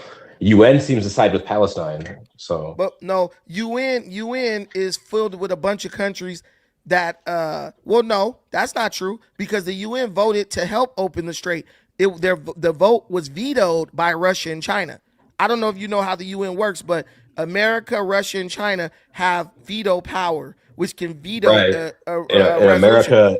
America uses that power to do things for Israel. So No, 100%. But what I'm telling you is the UN supported reopening the Strait of Hormuz. Only 2 countries with veto power vetoed the resolution. So don't say the world supports because China and them are smart enough to know who was going to enforce that. What are you talking about? America, how many of those countries that voted were going to enforce that opening? Are you telling me that America couldn't go in and take the Strait of Hormuz today if they wanted? Why didn't they? Because they don't want to do. They don't want to do all the work. Why is he begging on Truth Social saying you better open the fucking thing? He's not begging anything. You crazy bastard. What he didn't want to do, he didn't want America to have to do all the heavy lifting on opening the strait when America doesn't get anything through the strait. They're doing the heavy lifting now. Yeah, because they're like, all right, Iran's not trying to negotiate. The UN is not voting. China and Russia vetoed the resolution, so now we have to go in and do it. Bro, why would he be doing it if he couldn't do it? He's doing it. He just today destroyed Kark Island. What did Iran do? I like this idea that people have that like Iran is winning or they're in the key position. Bro, if you have any type of advantage, you're not going to let them destroy all your infrastructure. You're not going to let them destroy your electrical grid, your oil production mechanisms and all of that. Iran is just hiding out. So why isn't America alone enough for these boats to safely start traversing them? America could go in and direct the boats, but first they have to destroy the installations where they can launch missiles from. Because the thing you got to understand is if America escorts civilian ships through, Iran is not going to aim at American ships. They're going to aim at the civilian ships. That's the problem. And civilian ships. I bet those countries voted no because they have a deal with Iran to get their oil through. And that's what all these countries are doing. Too strong. Yes, join in the conversation. Hop right in, man. We were waiting on you. We're waiting on you, brother. Don't call me a tether. That was a joke. Unmute your microphone. Black Loki, come. Oh, Too Strong. Come on, unmute your mic. We got L in the building. We got a little panel going up. Too Strong. Come on, man. Go ahead, L. Who y'all agree with, me or Brandon? L, go ahead. Unmute your mic. I just joined the chat. I just joined the chat. Gas in Cali is not $7.50 a gallon, fool. I live in Cali. That's maybe somewhere at some one gas station downtown LA. You live next to a refinery. I'm trying to understand. Everyone lives next to a refinery. What is the argument about? The argument is Black America is in a form of psychosis when it comes to what's going on in Iran. They're being manipulated. Most of America is not paying attention to what's going on in Iran. Yes, but what I'm talking about is the Black Americans. I'm talking about the Black Americans who are speaking on it. And I was highlighting a post where on Instagram, somebody was saying that Iran says America killed the rapper Nipsey Hussle, and you have thousands of Black people liking it and hundreds of Black people commenting saying, yeah. The problem with that type of sentiment is that is anecdotal one evidence. You don't know where the data points are coming from. So when you try to generalize a whole group of people based off of what you see online when people are posing as different groups of people all day, I don't think it's a good way of doing the analysis, if that makes sense. Can I ask you something? El, can I ask you a question real quick? Just real quick. Easy. Did you open up YouTube, see his video, tap on it, and immediately tap the link? No, that is not what I did. Okay. Just making sure. I mean, you're here. You got here somehow. So what I did is I opened YouTube and I get on the video, and then afterwards I tap the link, and it put me in the live. So No, you you're good. didn't watch for a little bit at all? Yes, I did watch for a little bit. So I'm just I making want sure you because to. some people would be like jumping in and just saying whatever they want to say. They don't care what was going on, you know. Well, No, he did I ask, "What are have we talking about?" background, so I understand. No, so what I'm saying, L, I agree with you 100%. But I know you do. That's why I said it. I'm using this to highlight how this is a common trend in Black America. And believe me, even in a large way, Black Americans do this. That's why we vote 85% Democrat. Black But America you is the create a only. trend. The problem with your assumption is most black people do not vote at all. So I think the problem is if you want to bash black people about voting, you should bash them for not going to the polls. Right. Yes, But the what I'm voting bloc is not the black population as a whole. So I think when it comes to that, you need to focus more so on making sure people actually vote. Because when it comes to the black population in America, it seems like they are, for the most part, Republican in terms of their religious conservative, beliefs. they're conservatives. Yes. Yeah. But what I'm telling you is this. Even if black people don't vote, black people do appear in the community, or you could call it the national watering hole or water cooler conversations. And even black people who don't vote, they reinforce Democrat tropes, right? So a gang member they don't might not reinforce vote. the tropes. You are reinforcing the tropes with by spreading the stupid comment that the person with black face on internet said. No, but on the internet they do. They are in psychosis. If you look at black But people is on the it just internet, the black people in psychosis, or is it everyone? Like, I'm just listen. This channel is black.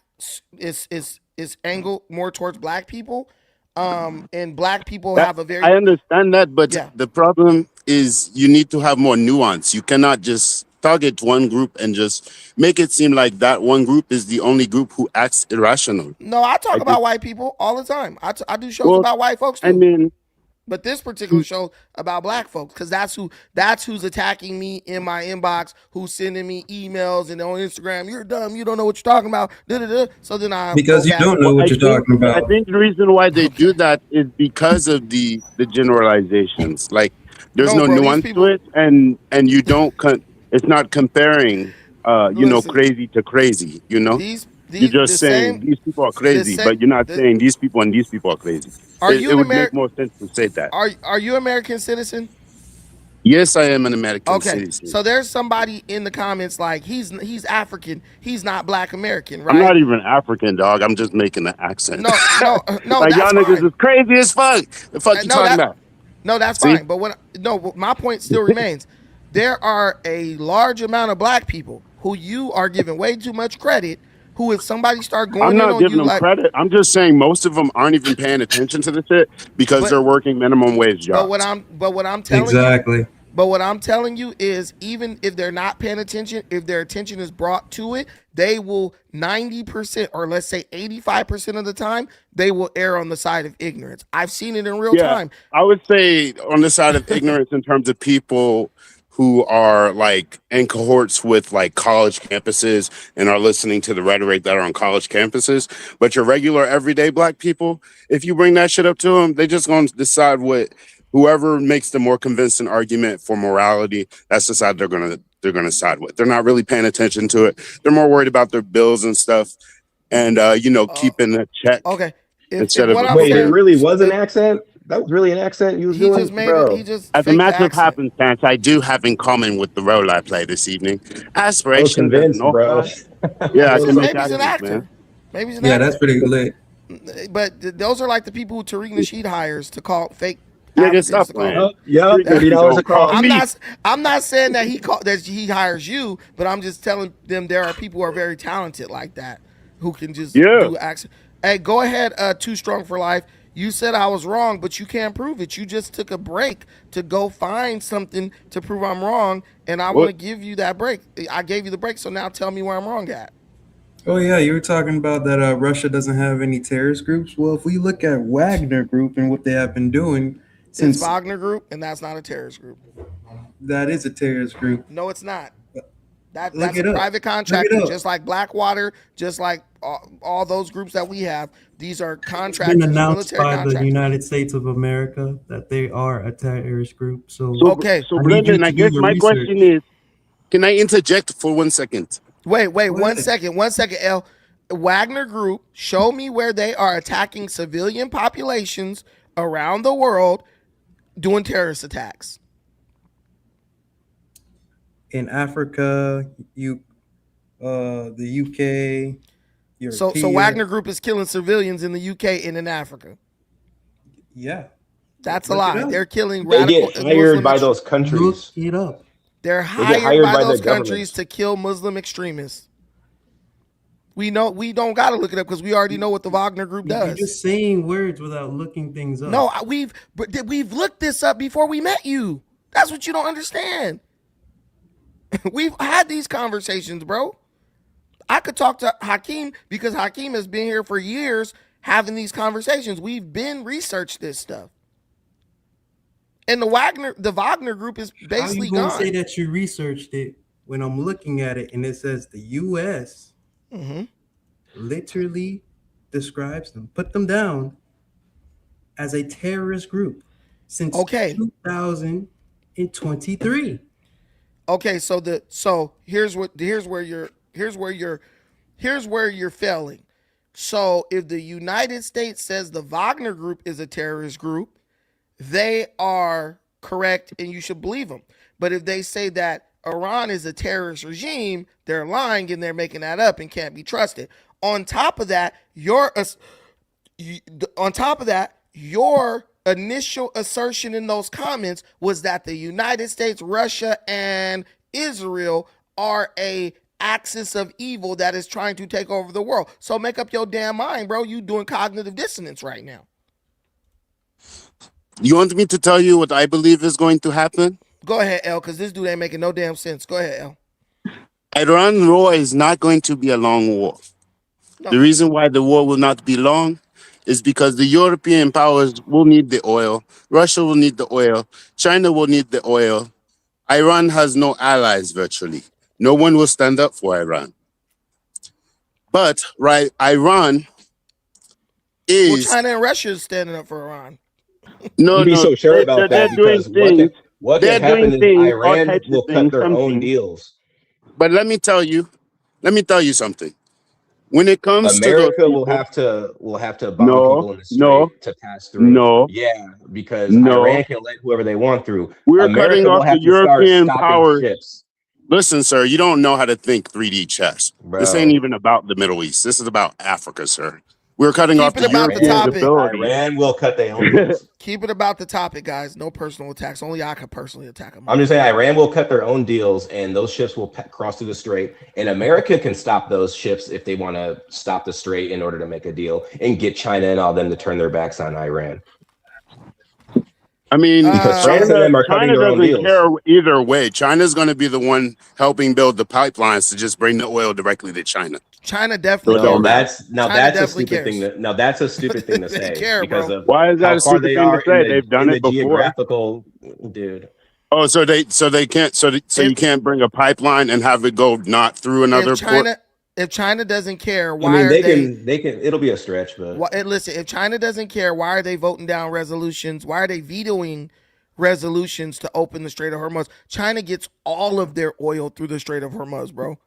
So when I say China doesn't care, I'm just meaning in the sense of where they're not going to take military action. No, they just can't because they'll get fucked up. They use diplomacy to get their oil through. They don't need to use military. What I am saying is that real quick. I don't want this on this channel. We know that China will get fucked up by the United States 100%.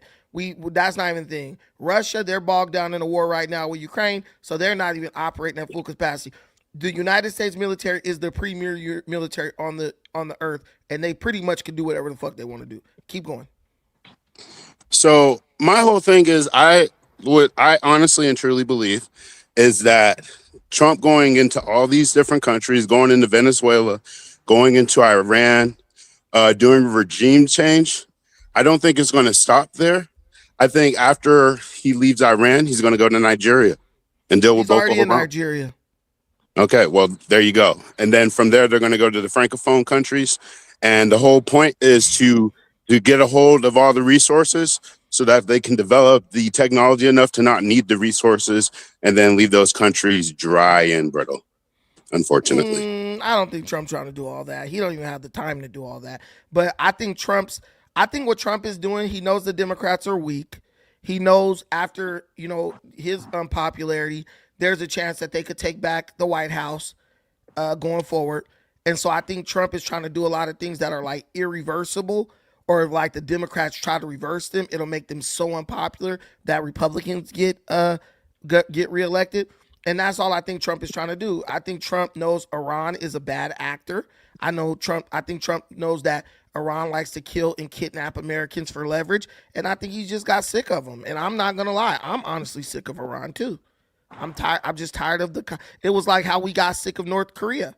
And Trump went over there and was like, look, dude, you keep talking that shit, I'm going to come over there and fuck you up. And then North Korea was like, you haven't heard shit from them in a long time. Think it's you think it's as simple as just locker room talk? There's like no strategy behind it at all?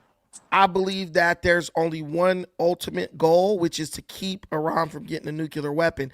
And I know that's true because Trump tried to negotiate with them and gave them a week or more to like, come on, make a deal. Come on, make an agreement. But Trump ripped up the initial deal and he wants to make a new deal.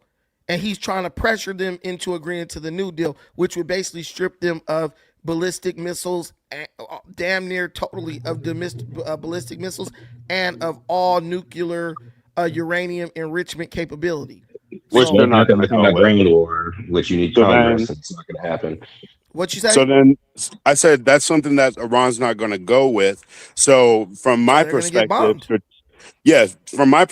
strategically, I don't think Iran is going to quit unless the European powers get involved. What do you mean quit? They're not even doing anything. That's what I don't understand that. It's like, bro, I'm telling you, this is like watching a fucking football game and the other team is sitting in the locker room and you guys are like, man, this is a really good game. And so when I say quit, I mean, they're not going to sign any other paperwork until it's detrimental to all the other countries to the point where everyone else is getting involved in the conflict. At this point, I don't know why you guys don't see this, but at this point, what Trump is doing, he's putting so much, what he's doing is he's trying to pressure the Iranian civilians to actually turn on their government. Everyone knows throughout history of governments, when does the population turn on the government to where they're like, we don't even give a fuck if you kill a bunch of us? When their economy is in shambles. And what Trump just did, he literally crippled their economy. So they're basically going to be fucked up for like a decade or more now. So it's either IRGC steps down or IRGC eventually gets overthrown by the people as the people like try to survive like abject poverty. And that's what Trump was trying to avoid doing. But when IRG gets control of the people, it's not like Trump's just going to let this new government just take over and do whatever. I mean, Trump's going to get involved. So we have to massacre economic benefits that we're going to be receiving from that. We have to massacre and famine millions of people in order for the people to turn on this. How many millions of is that not war crime at that point? No, but how many millions of civilians have we massacred though? You got to talk about shit that has been done. We're about to create the conditions that we're about to we're doing that. That's what we're threatening. Over and over. No, Iran, the U.S. and all those places, they'll drop food and all that type of stuff. Dude, they're blowing up their railroads right now. Mm-hmm. If they blow up their bridges and stuff, like, how do you think they're gonna get food and stuff into a place like Tehran? You know, that's what Trump is threatening to do. They'll drop food. They'll drop food. That's what they always do. They'll drop food. They'll feed the population. That's going to happen no matter what. But they have to create conditions. Did the Palestinians turn on Hamas after all that? Did the Palestinians turn on Hamas after all that and overthrow them? Yeah, but Palestinians is a small group of people. Iranians are 90 we're million. dealing with people that aren't afraid to die. That's the difference between the West and the Middle East. But the Gaza Strip, to die, they're not. But the Gaza Strip, is not full of groups that are already in opposition to the IRGC. There are other groups who are against that government who can just walk in and take over if you weaken the IRGC enough. This is why people think that Israel's in the lead, because Israel does shit like this. They're chomping at the bit to go right for the civilian stuff. Well, Israel, no, because Israel could have been went in and wiped out their government apparatus. Israel had spies within the government. So I don't understand. Congress approval and just go in there and fight them head up, like what? Bro, why not? The United States wouldn't let them. The United States was like, no. Remember, after Midnight Hammer, Israel wanted to go full scale invasion, and Trump was like, no. Our system is too inconvenient. Well, they don't want to disrupt too much of the global trade and all that stuff. And our system is an inconvenience for Trump. Who, our system? Yeah. Maybe it is. I still think we got the best system on earth. It's real patriotic. I mean, I don't care. For sure. Whether a Democrat or Republican is in charge, I think we got the best thing going right now. So I'm not trying to be. My thing is this. You know that this government doesn't give a damn about the civilians, because it's like they're willing to just let everything get destroyed instead of just step down. Look, if you don't want me to rule you, you gotta go. If the American people start rioting in the streets, like, get Trump out of here, eventually it will get to the point where they're like, bro, you need to resign. You need to step down. Would you be asking Trump to leave if China was doing this to us, saying, hey, get your government out of here and it'll end? Are you marching down to Washington to overthrow them? If China was bombing us into if they were doing, yes. If they were doing what was to us what's being done to Iran, 100%. You think at some point you would go and overthrow your government because China? 100%. Okay. If China clearly had the upper hand and our government is refusing to negotiate, and China's like, come to the table, let's talk, and we're basically trying to gaslight. And when they land their military in, you'll welcome them in. Like, hey, come on in, military too. Listen, we overthrew them. Come on, China. If you're beat, you're beat. If you're fighting. If you're beat, you're beat. A Pyrrhic victory is no victory at all, bro. Because this ain't a sport. China and America are at least comparable to an extent. It is like a sport. China is comparable. This is like a boxer in the ring, in the corner, won't throw in the towel. This is Apollo Creed versus our boy Ivan Drago, bro. Like, throw in the fucking towel. You getting beat up. You talked all that shit about what you could do and you was gonna do, and you couldn't do any of it, bro. The first day they lost like 49 members of their government. It was at that point they should have thrown in the towel, because even if they had the weapons, and we're losing $1 trillion. Do you think Trump is covering up? Do you think the administration is covering up troop deaths? No. Why would they? If they were covering them up, why would they tell you about any of them? Yes, it doesn't make no sense. They have families, you know. Because people are they just blocked a company from posting satellite images, because that's how people were finding out. They were seeing our U.S. bases getting blown to bits. No, because the bases were already evacuated. The bases, and they saw videos of F-15s getting shot. Listen, for one, those were lies. But anyway, because people are seeing stuff. That's why, bro. That's not true. And Hakeem, you know, it doesn't matter what people are seeing. It's the facts is the only thing that matters. You are. But on the other side of the coin, I do think they would report all those deaths and not hide them, because they need every reason they can to go in. Hakeem, people were posting video game footage, and that shit was getting millions of likes. And the White House was too. Listen, thousands of comments. The whole point I'm making is this: I have a cousin who's on a LPD right now in the Persian Gulf. Right now. Well, he's not right in the Persian Gulf, but he's right around there. Right. So if you look at these soldiers know if someone's getting killed or if this group of people got taken out, they get a report on that, right? And I have people who I know, and I have another cousin who was in naval intelligence who literally is getting daily updates and reports from people he knows. You can go on YouTube channels with ex-military who are getting updated on the hour from people who are at the top ranks in the military. They're not going to give you no classified information, but the basic stuff that has been cleared to disclose, they'll tell you all about it.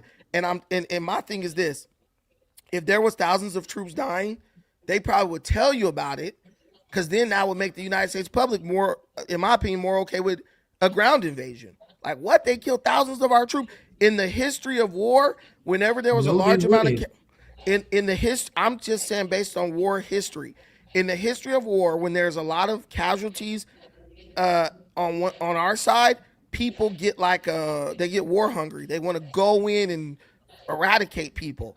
But when it's like a little bit of deaths a day, 10 people died today, 7 people died today, that's when society gets more up in arms. Baby back bitches that don't know anything about war, that haven't seen any conflict. Well, that's the majority of Americans. See movies. Brandon? Yes, sir.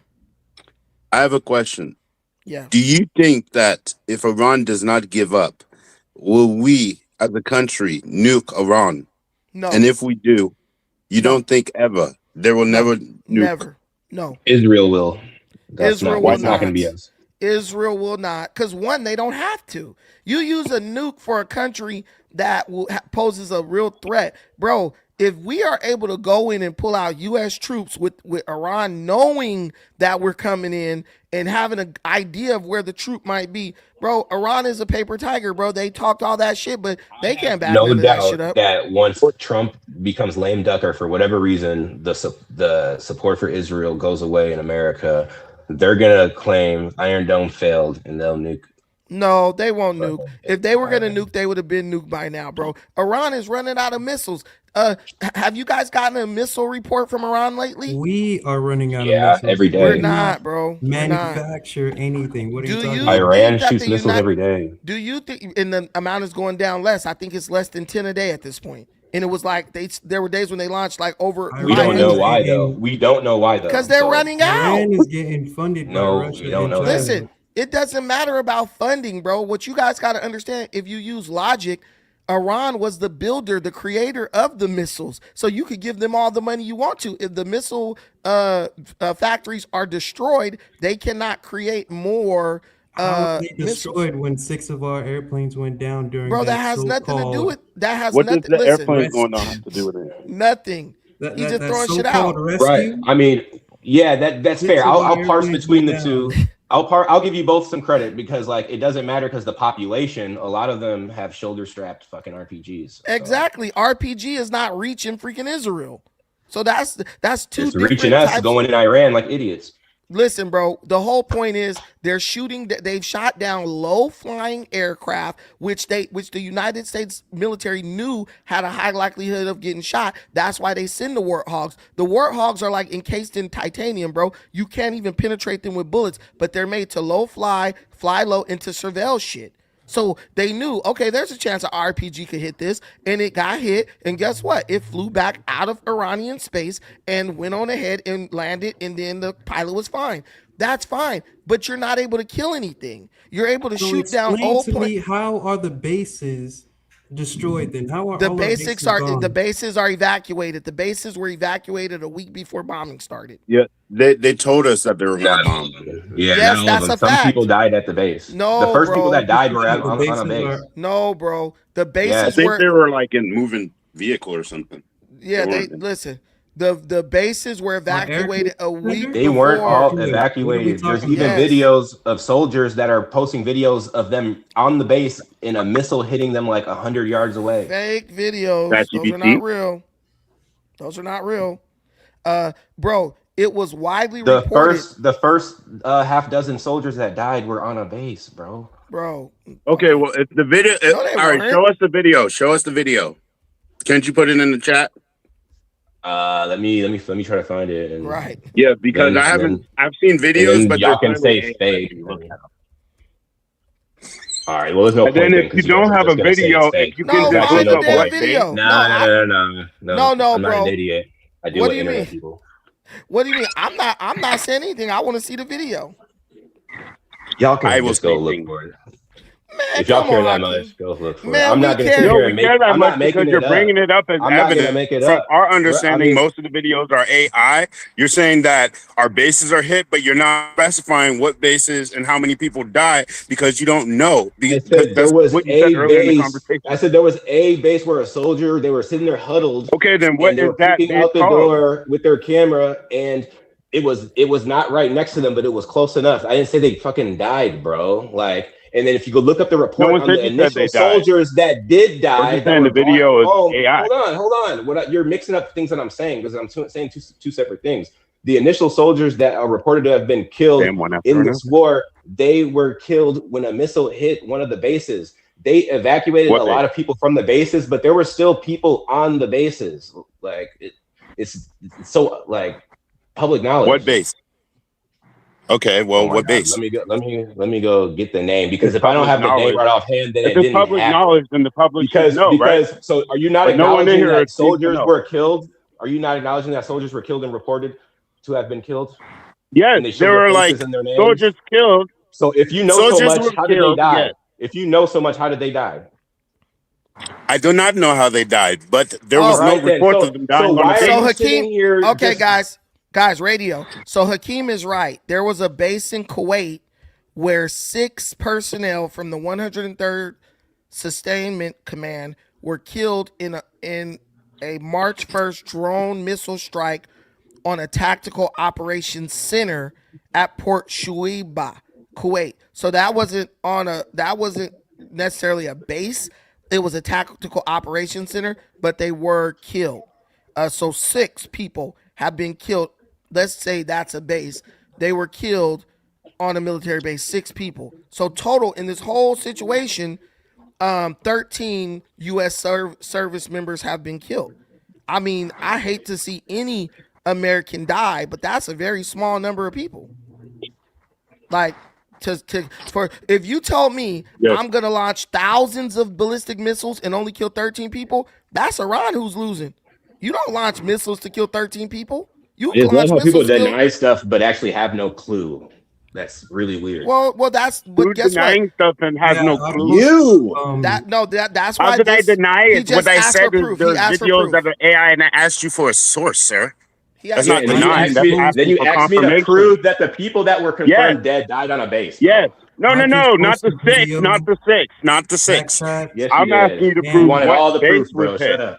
The way you were talking, you weren't speaking in raw numbers. You weren't speaking in data. All you were saying was what the a fuck are you base was talking hit. about, bro? From my perspective, I'm like, a base. That's a giant. That's a building. That's a whole. A Okay, base was hit with a whole bunch of people. Here's the issue. Hakeem is a person who's been coming up here. He knows that this channel, you can speak in general terms because we will go do the research to verify. Or already know.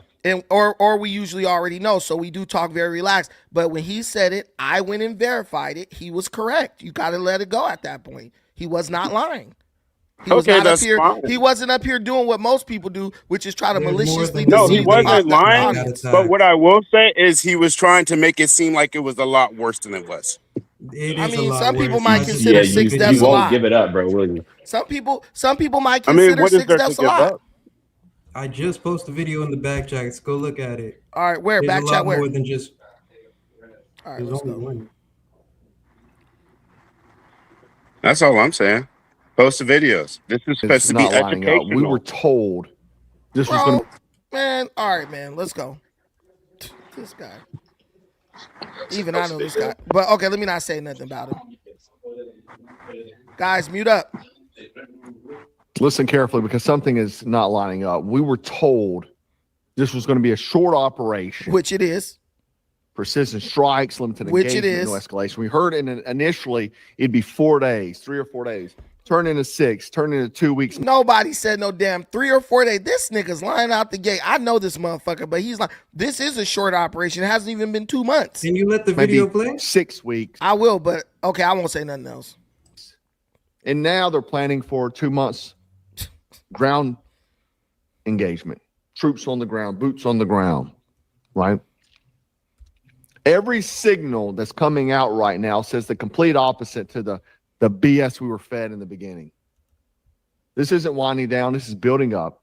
And it's just like every time we've gotten in some kind of conflict, the same thing happens. Now, strip out emotion, talk about this. You have reports and imagery showing a US E-3 Sentry AWACS aircraft has been destroyed. $270 million E-3. What? I thought we were winning. What happened? Look at this thing. $270 million. How many of these $270 million planes have been blown up, or maybe more, that we're not hearing about? That's what I want to know. But that AWACS is not. Okay, so this guy's asking questions. He knows as much as we do.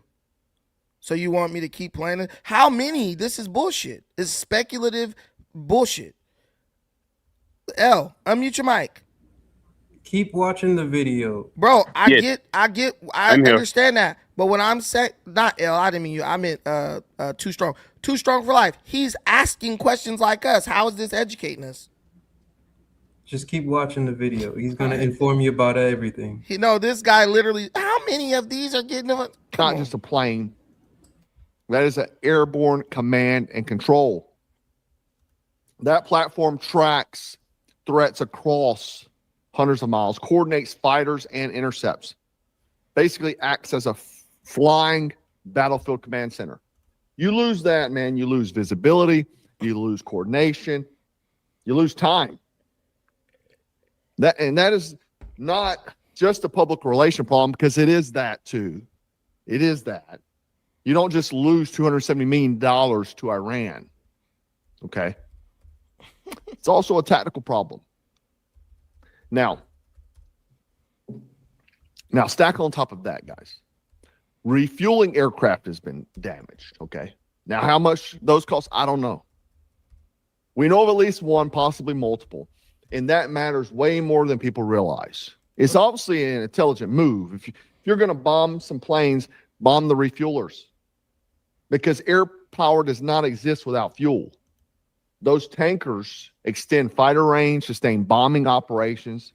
Basically, they keep the aircraft in flight. If you start losing tankers, you start shrinking your operational reach. Now you're not just fighting the enemy, you're fighting your own logistics, your own logistical capability. Now, add on top of all that, you got wounded numbers coming out. The first time we've heard that this weekend, over 300 reported in some cases. Wow. Thought it was like 20. A lot of those being traumatic brain injuries from blast pressure. And that tells you something very specific. These bases are taking concussive impacts, missiles, drones, indirect fire. That is real contact. Something that hadn't really told us about. Another, right? Keep it quiet. But where things get interesting is that the public narrative has been minimal damage, contained. Everything's under control. We know exactly what we're doing. The operational reality, aircraft destroyed, airfields hit, personnel wounded, infrastructure degraded. That's a gap right there, and it's intentional, because modern war isn't just fought with weapons. It's fought with information management or information control. You don't want, the American people hearing that you're getting your behind whipped. Secondly, you don't want the rest of the world to hear that. America's strength and the value of the dollar comes a lot because of our military strength. You start saying, hey, man, Iran's giving them boys hell over there. That doesn't sound too good, does it? Doesn't sound too good.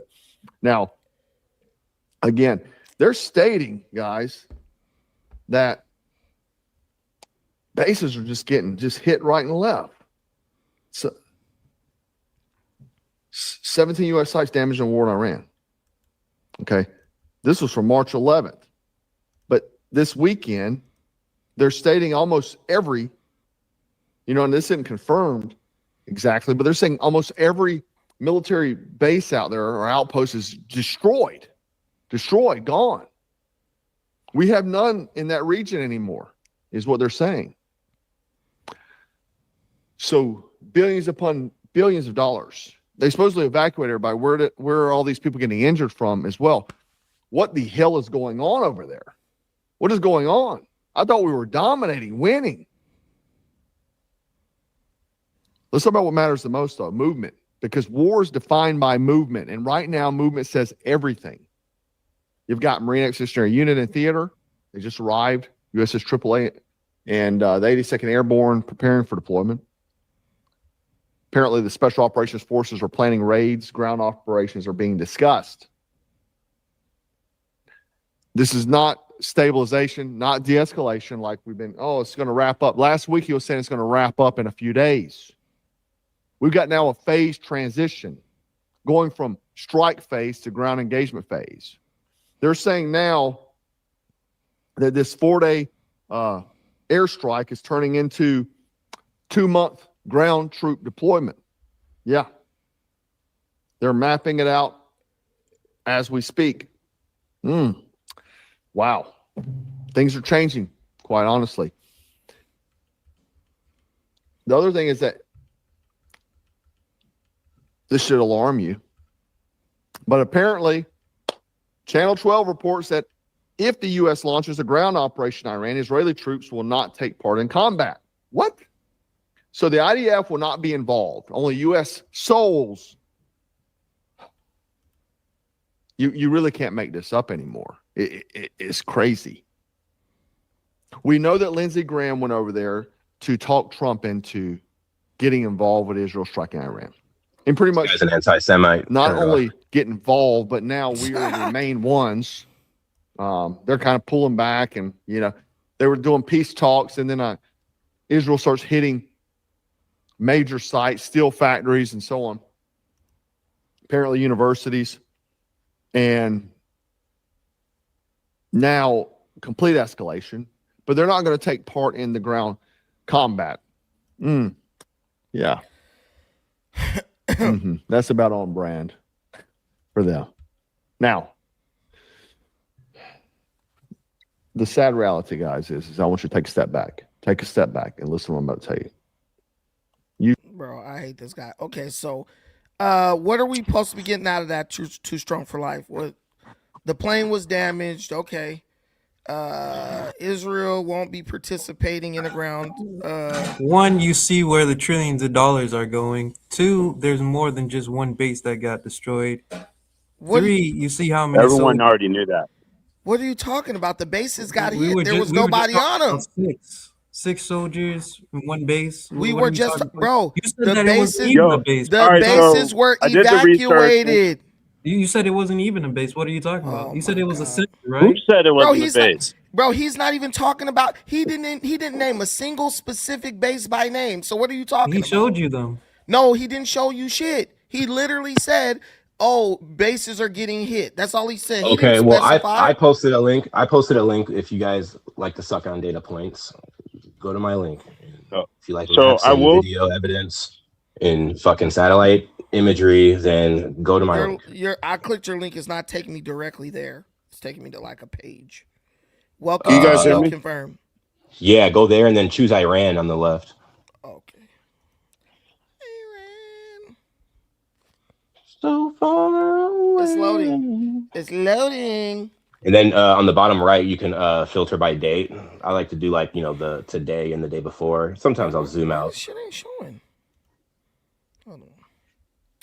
What? I think it's like little. It's not like going little. Move it to over the video, I guess. It's still loading from the data server. The little bar. Okay, yeah. Yo, there's something I do want to point out before we get into another video. Okay. So one thing I do want to say is so when it comes to the deaths, I understand that there were 13 deaths. And the only reason why I was kind of upset with what you were saying is because you were making it seem like there was a lot more. And from my understanding, I haven't heard of a death in a while. And so I looked it up for the 13 deaths. And the last group of people who had passed away, RP, was like early March, like March 13th or March 11th, somewhere around that time frame. So that's the reason why I was just kind of I like, feel you. You're just confused. smashing what I'm saying together because I did ask him about a speculative question, like, do you think there's more deaths than being reported? I did ask him that initially, and then along the lines we started talking about bases. Yeah, he did ask that, but I said I didn't think there were more deaths.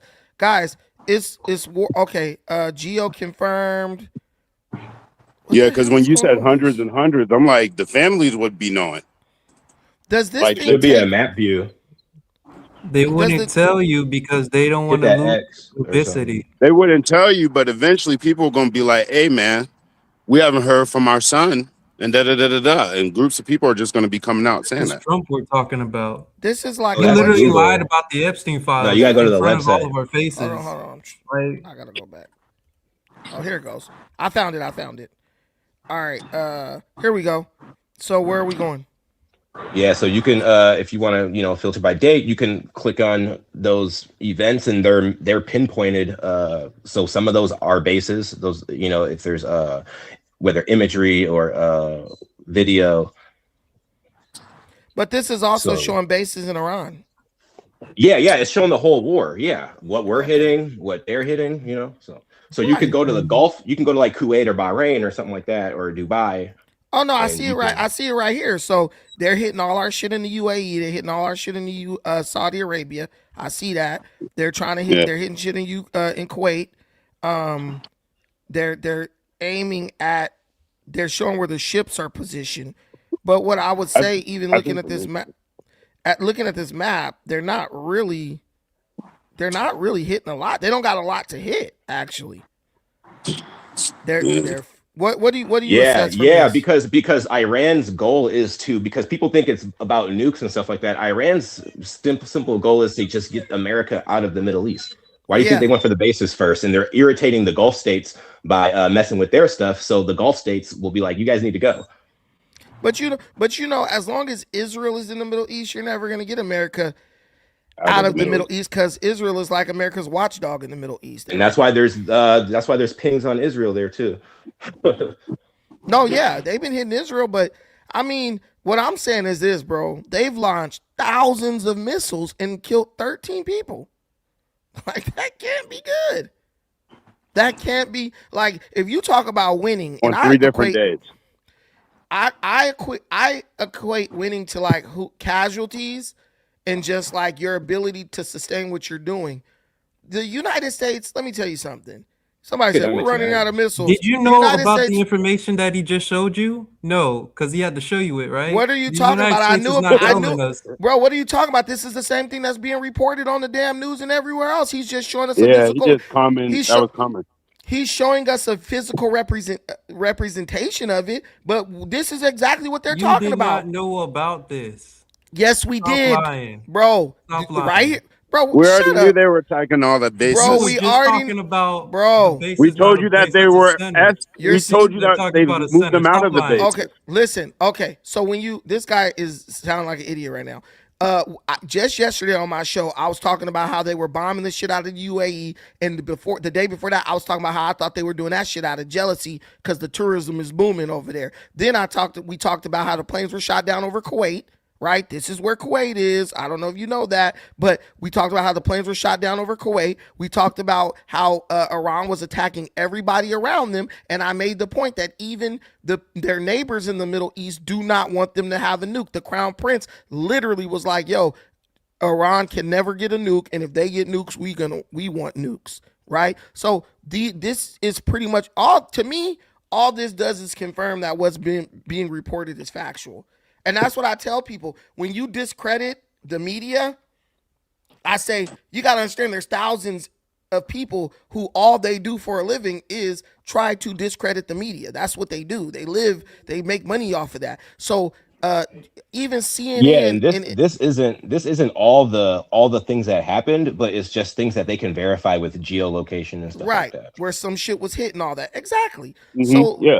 So I don't think anyone's doubting that. I think Hakeem's just giving us a resource that we can use to have a little bit more insight on what the hell's going on. And he nerds out on this over the weekends. He said he hangs out and does this, and yeah, I'll compare this with the flight radar and stuff. he brings over a hottie like, you want to see something cool?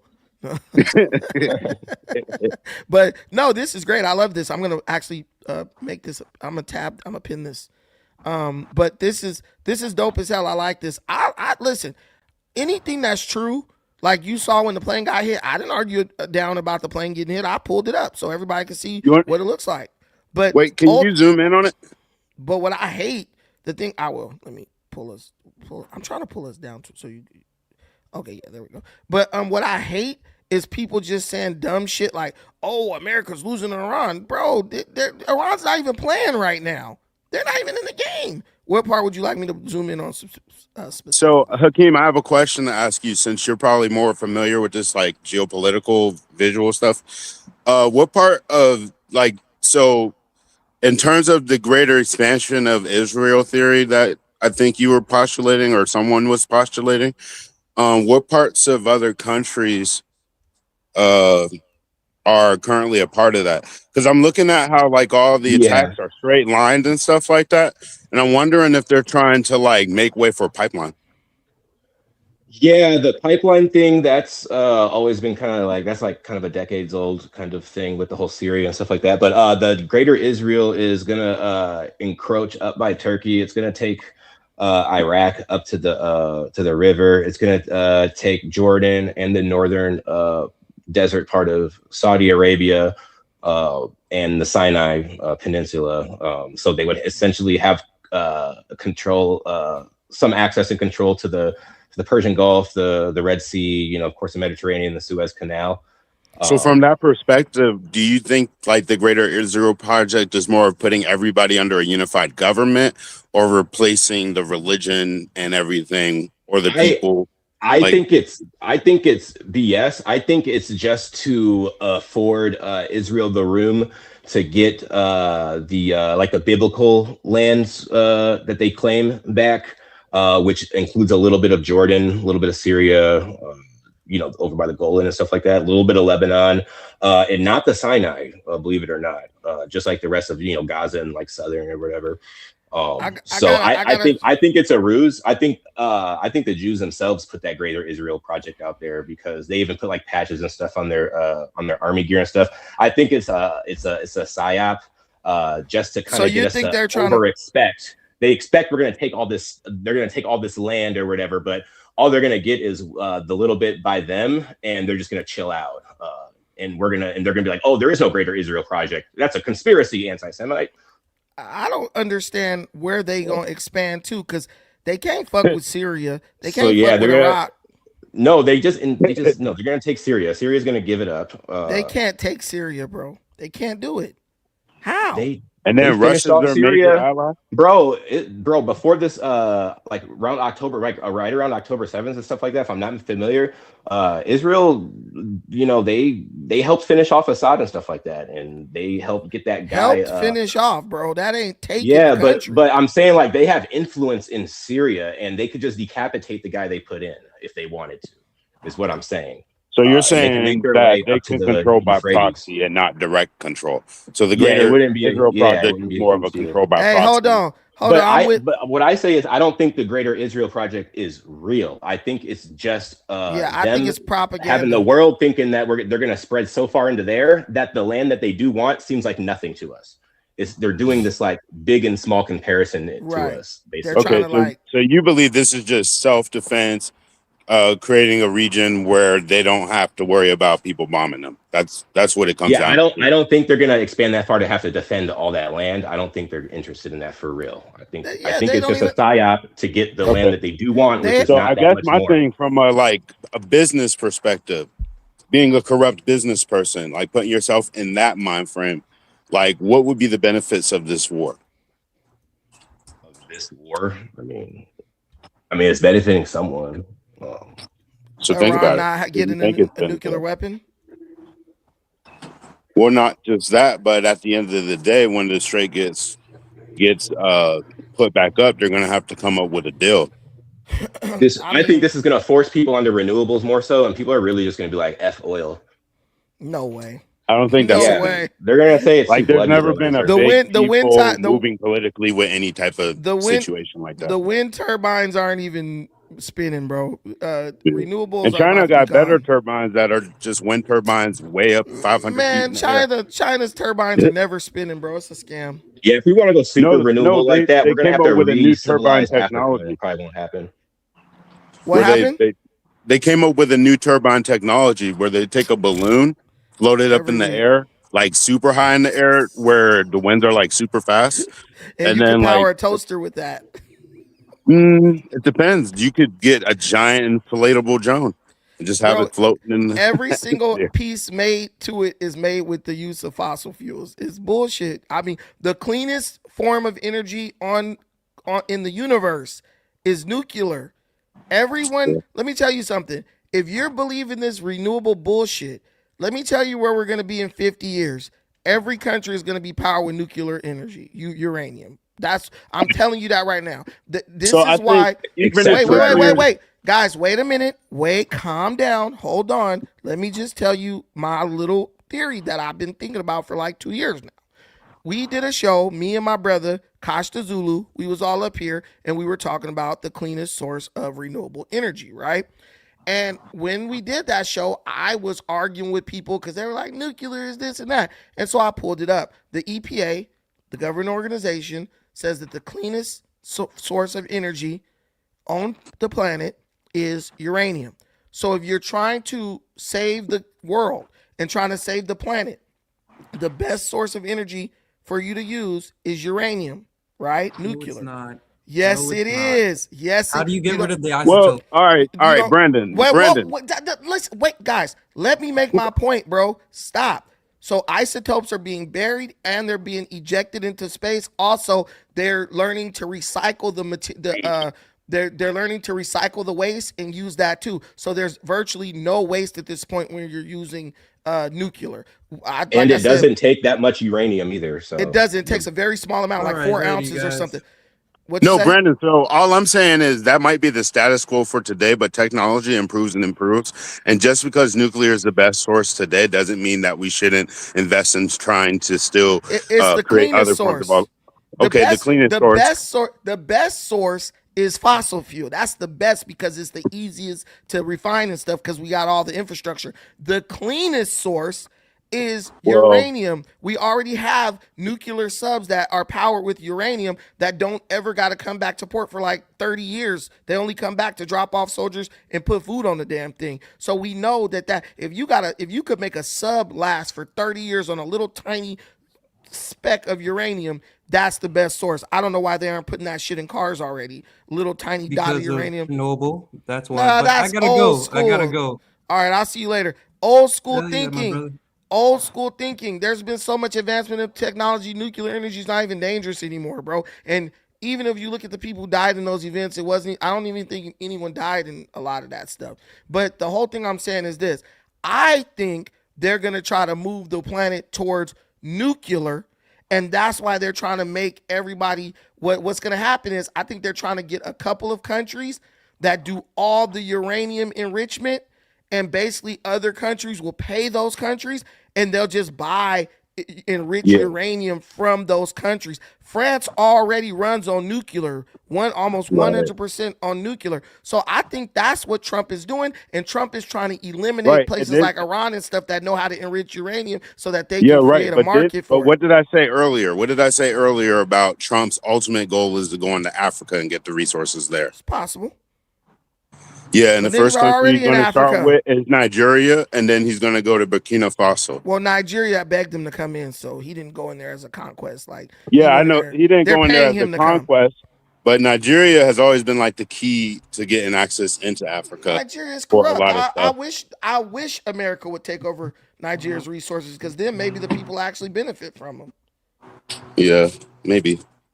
But Nigeria's so damn corrupt. we could literally just trade with Africa. Like they're corrupt as fuck. Like we can trade with them and get a better deal. We could trade with them. You're 100% right. We could trade with them and get a better deal than we would if we actually went in and took the shit. Man, Africa is over. Yeah, but the problem is they're going to want to do more with China. China's going to throw money at them. No, China can't throw shit. China is a China is a China's already monetarily building stuff and like taking their mines for 30 plus years and whatnot in certain yeah. countries and Nah, putting There's them enough in to go debt. around in let Africa, me bro. tell you about Africa, bro. I know about Africa. China ain't taking shit. China was supposed to take Kenya's port in 2000 and I want to say 19. Do they got that bitch? No, they don't. So the Africans will make a deal with you and they won't honor the deal. They'll just be like, hell no, we ain't give you our shit. That's Wait, exactly well, where's that port at? Where's that port at? It's in Mombasa. Okay. In Mombasa. China was supposed to take over Kenya's port a couple years back for unpaid loans in Mombasa. Bro, the president was like, we ain't giving you shit. And guess what China did? They bitched up and tried to say, oh, well, we can find out another way to work out a deal. China don't got the ability to strong arm nobody like that, bro. And what makes it bad is you have Chinese people living there already. So you really can't be like, oh, let me just go invade the motherfucker. Because if you do that, then you got a problem. Now the U.S., AFRICOM is in Kenya, bro. China can't do shit to Kenya or any of these other countries where AFRICOM is. And that's why I think these countries should embrace AFRICOM, get China's money and labor, and just be like, fuck you, I'm not paying you back.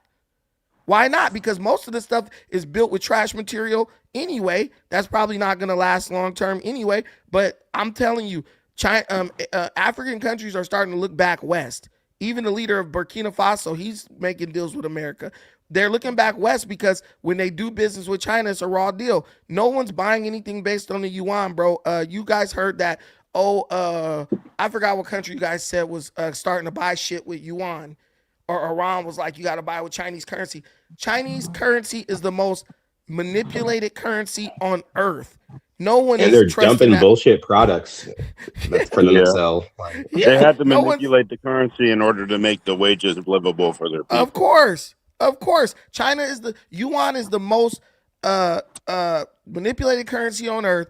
Ain't nobody using that as their reserve currency because it ain't worth the paper it's written on. You guys better go watch Rush Hour, bro. Rush Hour 1, 2, and 3 told you all about that. If you look at, I want to look at this comment here. Let's just gloss over the fact that Iran has been attacking our bases for 47 years. Iran has killed over 1,000 soldiers over the years. Iran is the #1 sponsor of terrorism in the world. We didn't gloss over anything, but we brought all that up. I pulled it up and we discussed it. I am a person who supports the conflict in Iran. And I feel like I'm the damn last man standing on this one because it's just kind of, maybe L supports it too. But it's like, nah, man, I'm tired of them. Like they talk all that shit and you can't trust them. They lie too much, bro.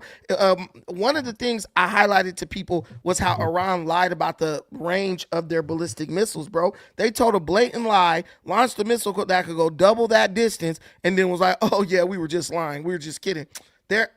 They were building, to me, Iran was militarizing at wartime levels. I believe they built all those ballistic missiles and all those drones because they were preparing to start World War III. That's what I think Iran was going to do. I think Iran was going to nuke Israel and kick off World War III, and they got all those missiles and all that shit to prepare for that. Now, all y'all just heard that? Yeah, but here's my thing. If they're going to nuke Israel, then, like, for example, we're bombing Iran. Iran's bombing Israel right now. Mm-hmm. So would the Arab countries join Israel's side or would they join Iran's side? Because you've already said earlier that these countries all have different issues with each other. Israel's side, because Iran can't be trusted. Look at what Iran's doing now. They can't fuck with America. They can't really, they're trying to destroy Israel, but they can't. So what did they do? They just start bombing empty bases in friendly countries and missing and hitting hotels and shit like that. Those Muslim countries ain't trusting Iran. They don't trust them at all. So all that help that Iran was giving the Palestinians just for Iran to nuke Israel and kill the Jews and the Palestinians? If you hit, well, for one, if a nuke hits you, it's not gonna like destroy everything in the country. It has a blast radius. So if I'm not mistaken, 2 million Palestinians live in Israel. Yeah, but those Palestinians are considered traitors. Scattered all over the place. Okay, but I'm just saying, like, does it actually make sense that Iran was racing to get a nuke and nuke Israel? Like, really? At this point, in Iran's mind, based on Sharia and all these crazy laws, those Muslims living in Israel, working every day, paying taxes to support the Israeli government, They are traitors. They are marked for death, basically. I can see that angle. I think that Trump is only taking pleasure in this now is because he is convinced that Iran tried to kill him. No, I believe that too. That's what I'm saying. I think a white boy tried to kill him.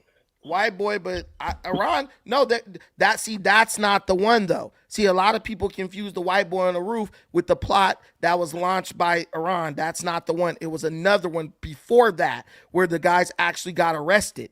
The two guys were arrested who were plotting to, huh? At his rally or at the golf course? No, that was the old cracker. It was another one. It was another one. Oh, I know what you're talking about. Now they're saying that. Yeah, they're saying that now. Right. Yeah. So no, that's been around for years. That's been around for years, bro. They got the guy who he's in Guantanamo Bay, I believe. Why didn't Trump go to war in the first term then? Because the deal was ripped up. Why didn't he just go to war then? Because he tried to. They were giving. Well, he didn't get reelected. Remember? Well, he's had 4 years. He did this shit. No, the deal got ripped up like right at the end of his presidency, and then Biden took him out. Saying. Yeah. So Iran ordered an operative to assassinate Trump before the election. Federal prosecutors say, and Farhad Sakari, they charged him with murder for hire and providing material support for a foreign terrorist organization. He is believed to be in Iran and remains at large, prosecutors say. In addition to the plot to... What'd you say? You said when was he charged? 2024. So he was charged under Biden administration. He got away with Iran? He got out. Man, Biden wasn't trying to catch nobody. They didn't give a... That's why Trump was so pissed off at Biden. Biden was like asleep at the wheel, literally, bro. There's so many things Biden was supposed to do that Biden never did. He literally was just like, that's why people really thought he wasn't running the country, because it was like certain administrative things and just like diplomatic things that he should have came in and just dealt with immediately. Biden didn't do it. Look at the withdrawal from Afghanistan. You could tell Biden didn't organize that. According to criminal complaints unsealed in Manhattan federal court, Shakiri said during the FBI interview. Yo, I got a dip. Nice talking to y'all. All right, enjoy the dog. Hey, guys, feel free to contribute to the stream. The links are all posted. There is the links per Cash App, PayPal at the top of the chat, and there is the super chat button down at the bottom at the right-hand corner. I love this conversation we had. We're about to wrap it up. I just want to read this little thing. L, what's up, my brother? Do you have any final thoughts? I just had a question about the Biden thing. You said that under Biden, like Trump almost got assassinated and then the guy got away. No, the guy tried to kill Trump during Trump's presidency, during his first term. And then he got up out the country. He plotted to kill Trump under his first term, and then he got out the country during Biden's presidency. So he was like in the country the whole time and they didn't know about it? I think he just got on. I think after the plot failed, then he just left. Like, dang. Yeah. See, I didn't even know about that. Okay, that's why I want to read it, to inform people kind of why Trump got beef with Iran too. And you can look this up, but according to criminal complaint unsealed in Manhattan federal court, Shakiri said during an FBI interview that in September he was directed by the Islamic Revolutionary Guard Corps of Iran to surveil and kill Trump, whom the charging papers identify as victim 4. When Shakiri told an IRGC official that doing so would prove expensive, the official responded that money is not an issue, which Shakiri understood to mean that the IRGC previously had spent a significant sum of money on efforts to murder victim 4, who was Trump, and was willing to continue spending a lot of money in its attempt to procure victim 4's assassination, according to the charging papers. 1 month later, on October 7th, according to prosecutors, the IRGC ordered Shakiri to put forward a plan to assassinate Trump within 1 week, and if that proved impossible, to pause the plan until after Election Day, because the IRGC assumed Trump would lose, making him easier to kill. According to the complaint, Sha'Carri claimed on the FBI interview that he didn't intend to propose a plan to murder Trump within the time frame dictated by the IRGC. Sha'Carri is an Afghan national who immigrated to U.S. as a child, according to the complaint, and then was deported in 2008 after serving 14 years in New York State prison after a 1994 conviction for robbery. The complaint describes Sha'Carri as having developed and used a network of criminal associates during his time in prison to supply the IRGC with operatives to conduct surveillance and assassination of IRGC targets. So guys, I just want you to know that most of you probably didn't even know anything about that. And the crazy thing is, you're looking at Trump like Trump's a fool. He's this taco man and all this stuff. Bro, IRGC is operating in America. They're trying to kill the damn president. This guy didn't just admit that because I just feel like snitching today. He told and then he got on. But however he did it, but the whole thing is it was him and like two other guys. But just understand, Donald Trump is not dumb. The perspective from which he is approaching this is totally different from you just being mad, the United States is bad and all this shit. These guys are trying to assassinate U.S. presidents. They're trying to impact outcomes of elections. And understand, white man can do no wrong. I will let him fart in my face if he want it. The white man is greatest thing on this earth. We need just You're funny. Nah, I don't even think the white man the greatest thing on earth. I'm just not going to act like I don't know what the fuck is going on when I do. But L, go ahead. No, so I'm just so I guess like my retort to that, what you said, first off, I wasn't a part of that the war side. I'm just a part of, let the country do whatever it's doing. So, yeah, that's kind of my perspective. I'm neutral on it. Okay. But yeah, so in terms of going to Iran, we're already there.